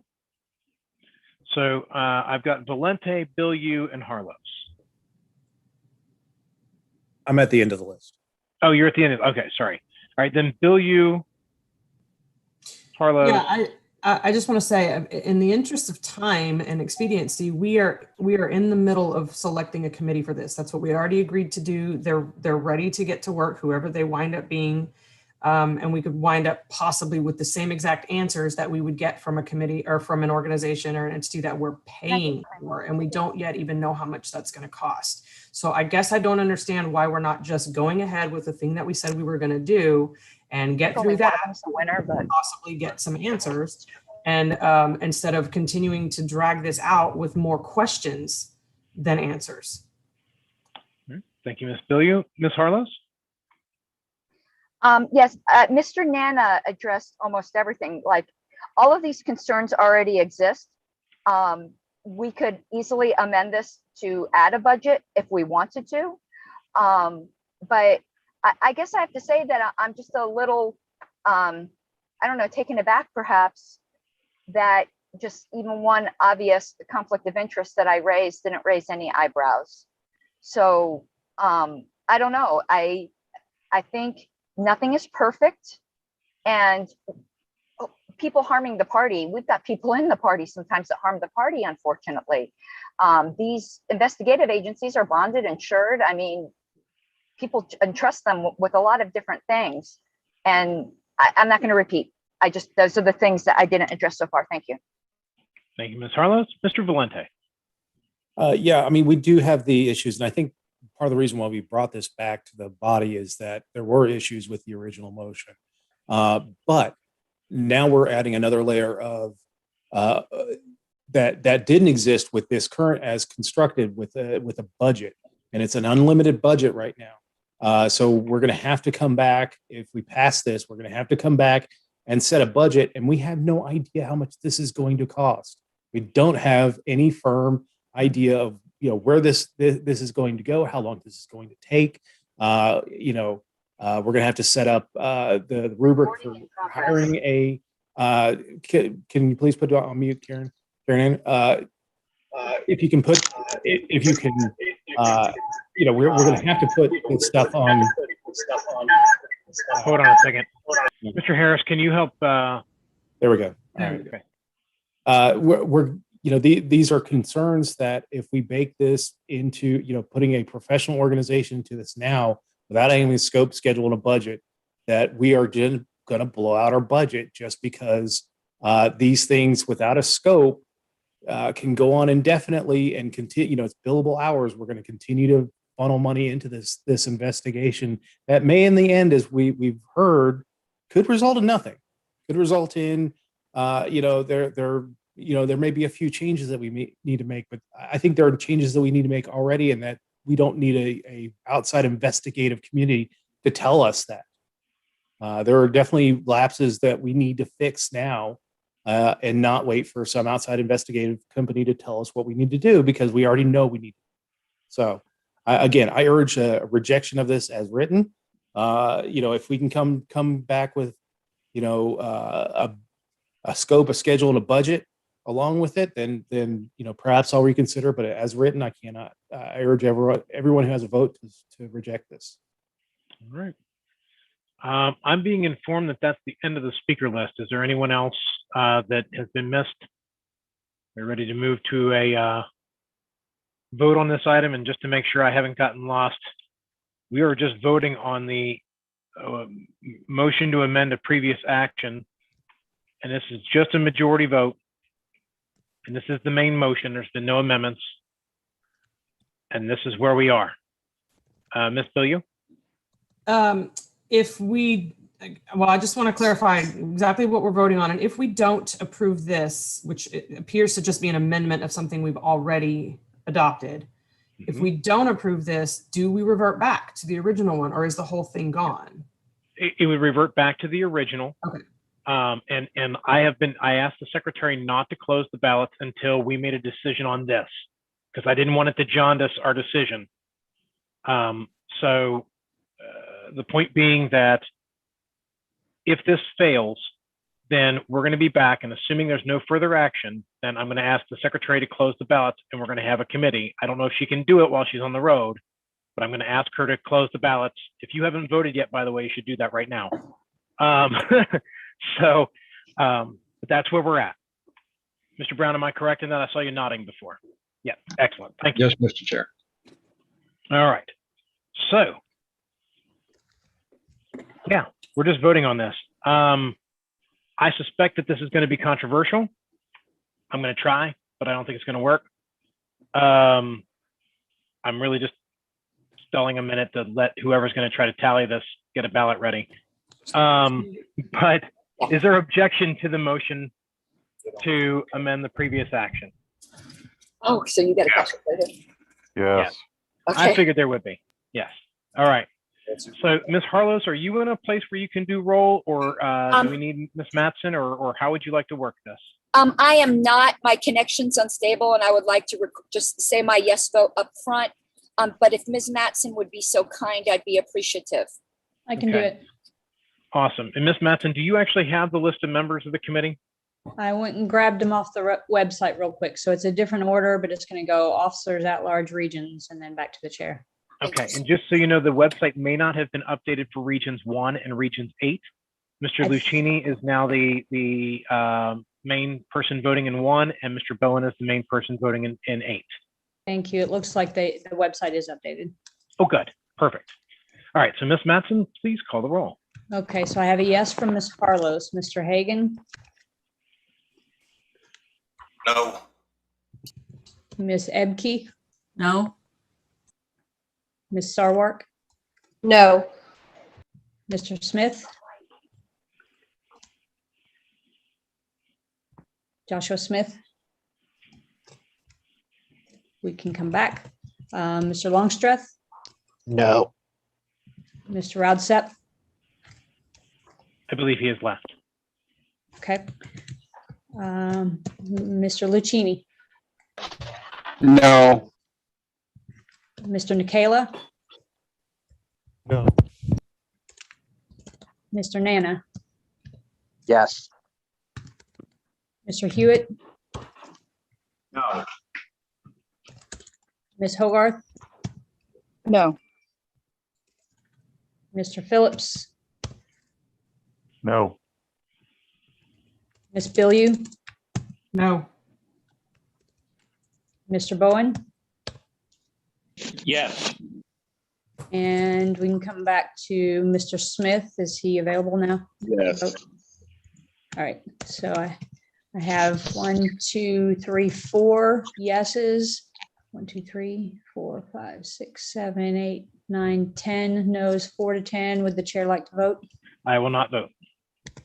Okay, so I have 4 to 10 with 1 abstention. All right.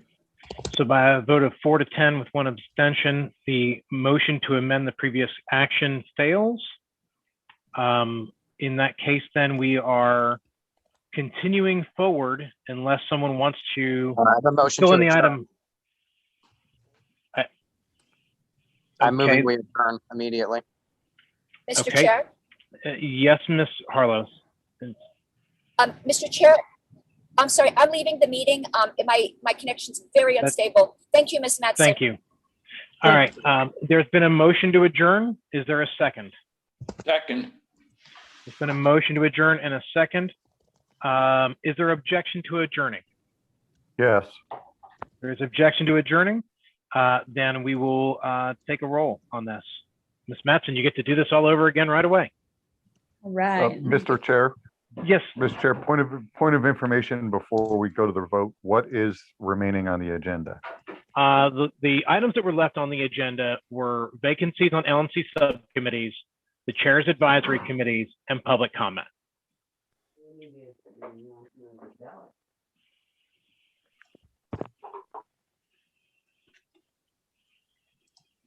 Can I, Mr. Chair, Yes. I'm a little unclear exactly where we are. Can we move? Is there a motion on the floor, or can I move to just go directly to public comment? There is a motion on the floor that has been seconded to adjourn. Right. So that is where we are at this moment. And Ms. Metzen is preparing a ballot. I'm ready whenever you are. All right, let's call the roll. Okay, so I believe Ms. Harlos has departed, so I'm skipping her. Mr. Hagan, No.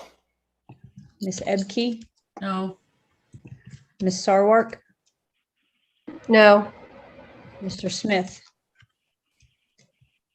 Yes. Mr. Longstreth, Abstain. Mr. Roudsepp. He's He is gone. departed. Gone. Oh, that's right. He was gone on the last one. Mr. Lucchini.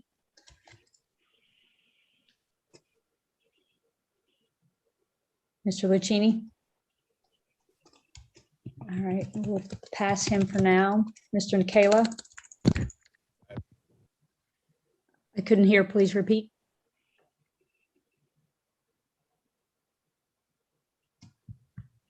Is anybody else able to hear him? No. I think he's trying, but. Sorry, can you hear me now? Yes. I'm gonna. We didn't hear you, Phil. Yeah, We heard him. That's right. So- Abstain. I'm in a bad Okay. area. Okay, got it. Abstention. Okay, Mr. Nana, Yes. Mr. Hewitt, Yes, and I'll be leaving regardless. Bye. okay, Ms. Hogarth. No. Mr. Phillips, Abstain. Ms. Billiard, To adjourn, yes. Mr. Bowen. Mr. Matt? Yes. Okay, I heard a yes from Mr. Bowen, and there's some other noise. If people are trying to get my attention, I didn't catch it. Okay, so we're back to the pass. We didn't hear from Mr. Lucchini. Miss Matson, it's Nikayla. I'd like to change my vote to a yes. We have board members leaving, so Okay, I'll vote yes. This is Okay. Longstreth. I'd like to do the same. okay. I'm changing Nikayla and Longstreth from abstain to yes, and is Mr. Lucchini able to vote? I don't hear anything. So at this point, would the chair like to vote, or is he abstaining? I'm abstaining. All right, so my count is, and since we had some changes, I'll just read them off to make very sure. I have yeses from Smith, Longstreth, Nikayla, Nana, Hewitt, Billy, Bowen, which is 7. I have noes from Hagan, Ebke, Sarwark, Hogarth, which is 4, and I have 2 express abstentions from Phillips and Molman. That is my count as well. So, with a vote of 7 to 4 to 2, if I'm not mistaken, that just takes a majority, and that means that the motion passes. Mr. Chair, Yes, Ms. with Hogarth? with indulgence, I would ask if Mr. Tyler can be imposed upon a little longer, that we stay open for public comment for board members who have the time to stay. I was actually going to make that proposal Thank you, as sir. well. Yeah, so we are officially adjourned, but for those that wish to be here for public comment and stuck with us this entire meeting, I would feel horrible if we didn't give you that opportunity. So board members that have other things to do, you are welcome, obviously, to leave. We are adjourned, but those who want to do public comment, I think we have put on the agenda 1 minute each and up to 30 minutes. I don't know if there's even 30 people still watching, but on the actual live connection. Yeah, Well, no there one are. has their hand Yeah. up. That's not a board member. If you wouldn't mind, if you would like to speak, go ahead and start putting your hands up, and we'll grab you in queue, and we'll knock that all out.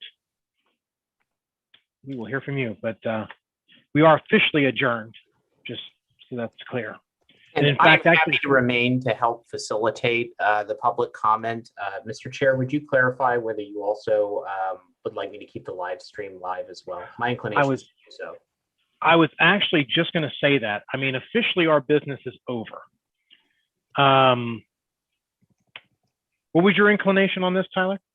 Is to do so, to keep it To live, leave it open? so that those who wish to hear what our members have to say have the ability to do so. I know many are I'm good. watching on YouTube that have not joined us in the meeting. Okay, I'm good with that. I'm okay with that. So, all right. Mr. So, Chair, request, and I'm sure this is happening, that the recording stay open as well. Yes, I believe. Yes. Usually the order of operations is the recording starts, then the live stream starts, and then the live stream shuts down, and then the recording shuts down. It's usually the order. That is correct. So, okay. So I am seeing in the queue, first is Chuck Moulton, followed by Omar Requero. Mr. Chair, can I yes? mention one? This is Mr. Brown. It's up to you whether you want to continue the recording, but the actual meeting is over. Right. And so I think it's optional whether you record the comments at this point. That's strictly up to you folks. Agreed. And Mr. Brown, thank you again for your services on all this. You're obviously welcome to hang out if you'd like to listen to public comment, but there should be no more parliamentary questions for today. So thank you. All right. Let's see here. Mr. Moulton, you are recognized. Yeah, I'll be very brief. I have expressed interest in in filling the chair vacancy.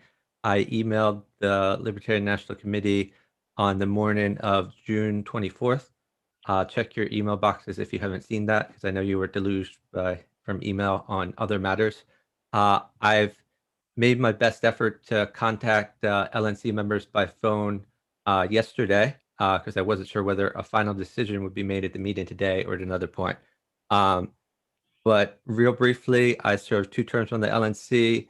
I've chaired LNC meetings because I was vice chair and I subbed in for the chair when he was absent.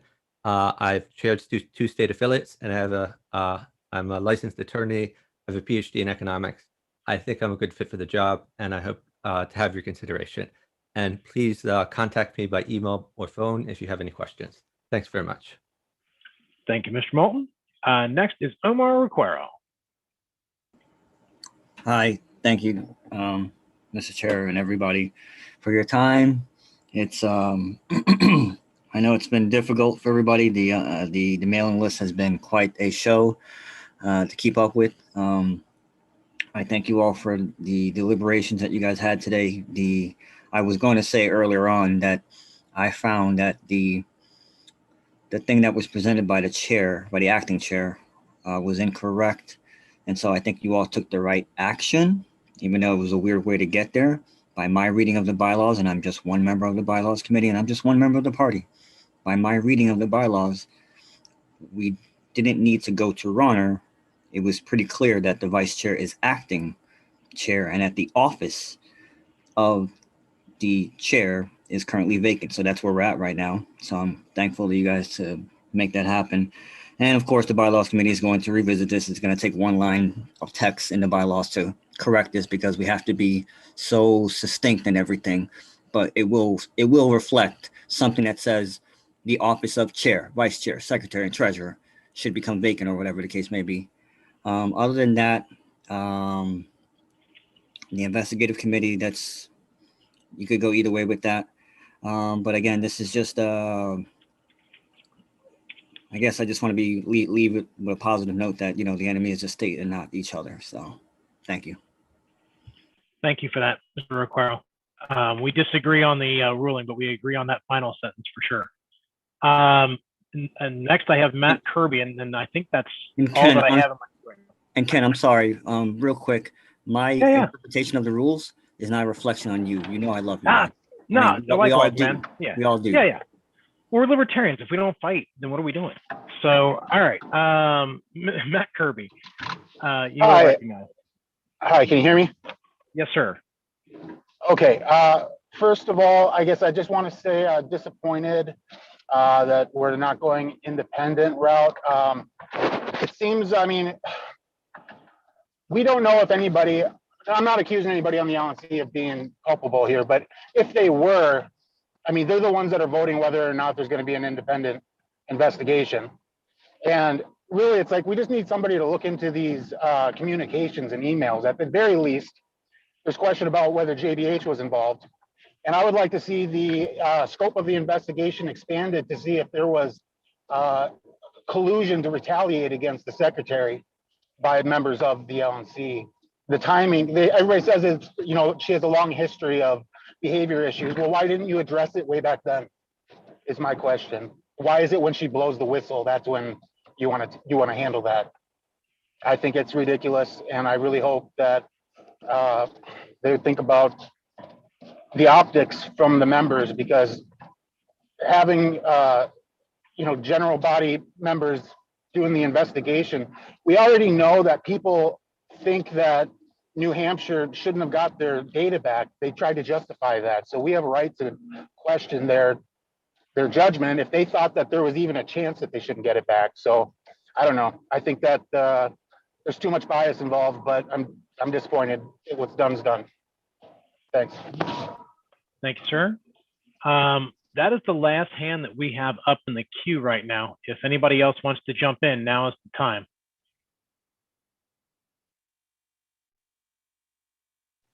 I thank all the members for their feedback.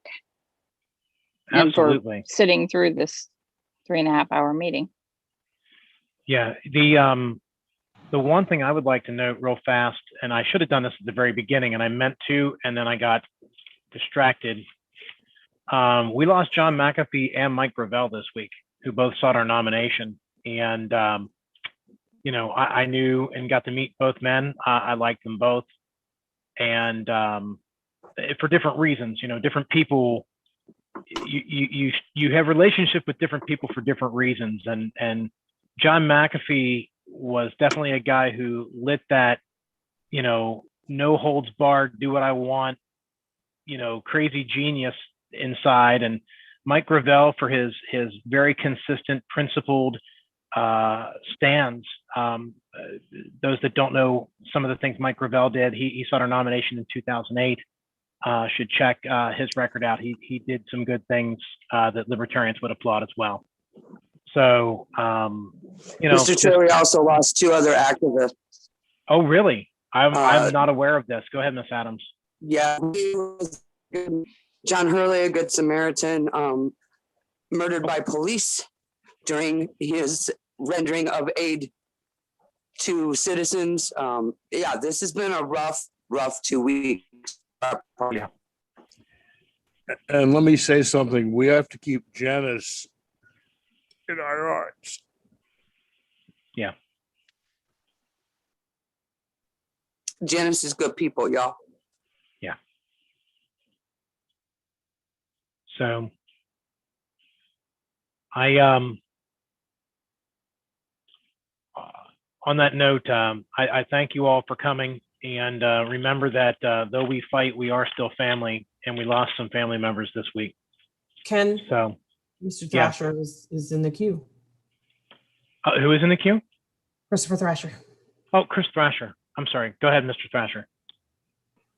Thank you, Mr. Chair. I did raise my hand very late there. I just wanted to say as someone who, of course, was brought into the party with Mike Gravel and had the pleasure of working with John McAfee. It's been a weird week, certainly, and both those individuals should certainly be remembered for their contributions, not only to the party in their own ways, but also to the conversation of freedom that continues.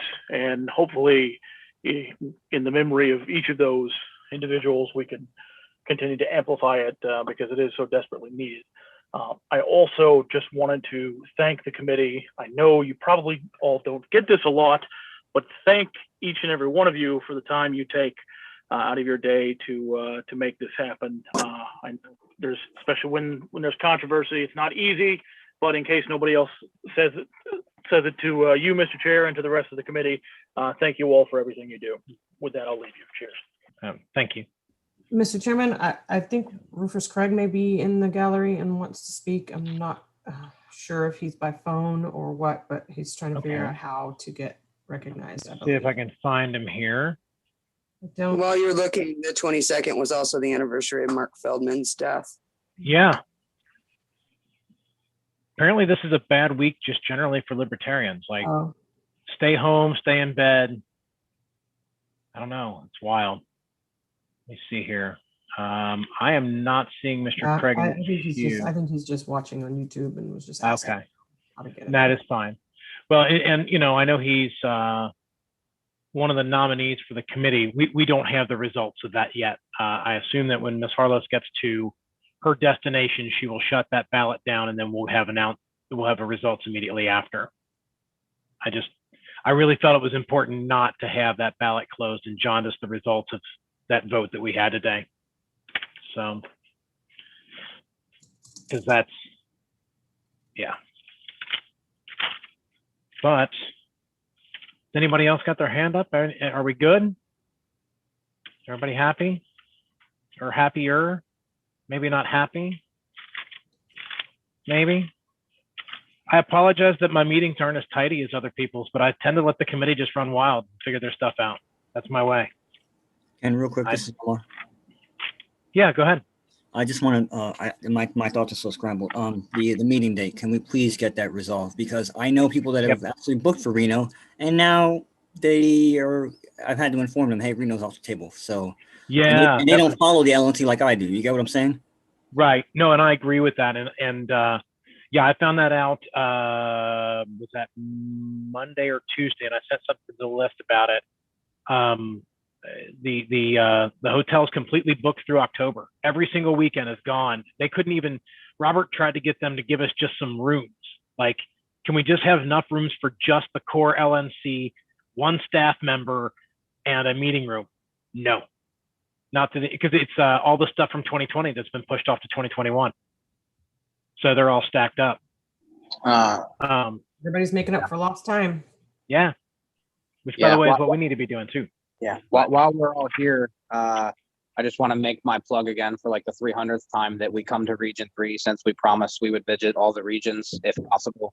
And now that's back on the table, that we could actually still visit Boston and Region 3, which is Region 3 and Region 8, which are the two regions that we have been away from the longest as a committee. I think 2014 is the last time we were in Ohio, and that was for the national convention. So, well, since we're not in a meeting, I can give my personal bias here. I mean, we've never ever met in Kentucky, ever, in 50 years. Yeah, my suggestion would actually be either Covington, Cincinnati area, or Louisville. That way we can get the Kentucky people in there / the Indiana people. When's the last time we were in Michigan, Dustin? It's been a long time since that too. I can't even recall. I mean, honestly, it's probably been decades. I don't think we've been in Michigan in, I don't know. It's definitely since before I joined the party. Yeah. So then here's my push for Michigan. Michigan in September, as somebody who grew up there, is absolutely freaking beautiful. And the opportunity for fundraising based on Color Tour would be through the roof. Yeah, anything in Region 3 is going to get my support. Anything outside of Region 3, I'm flatly voting against this time. I'm honestly sick of it, because I'm tired of Region 3 being the short end of the stick constantly.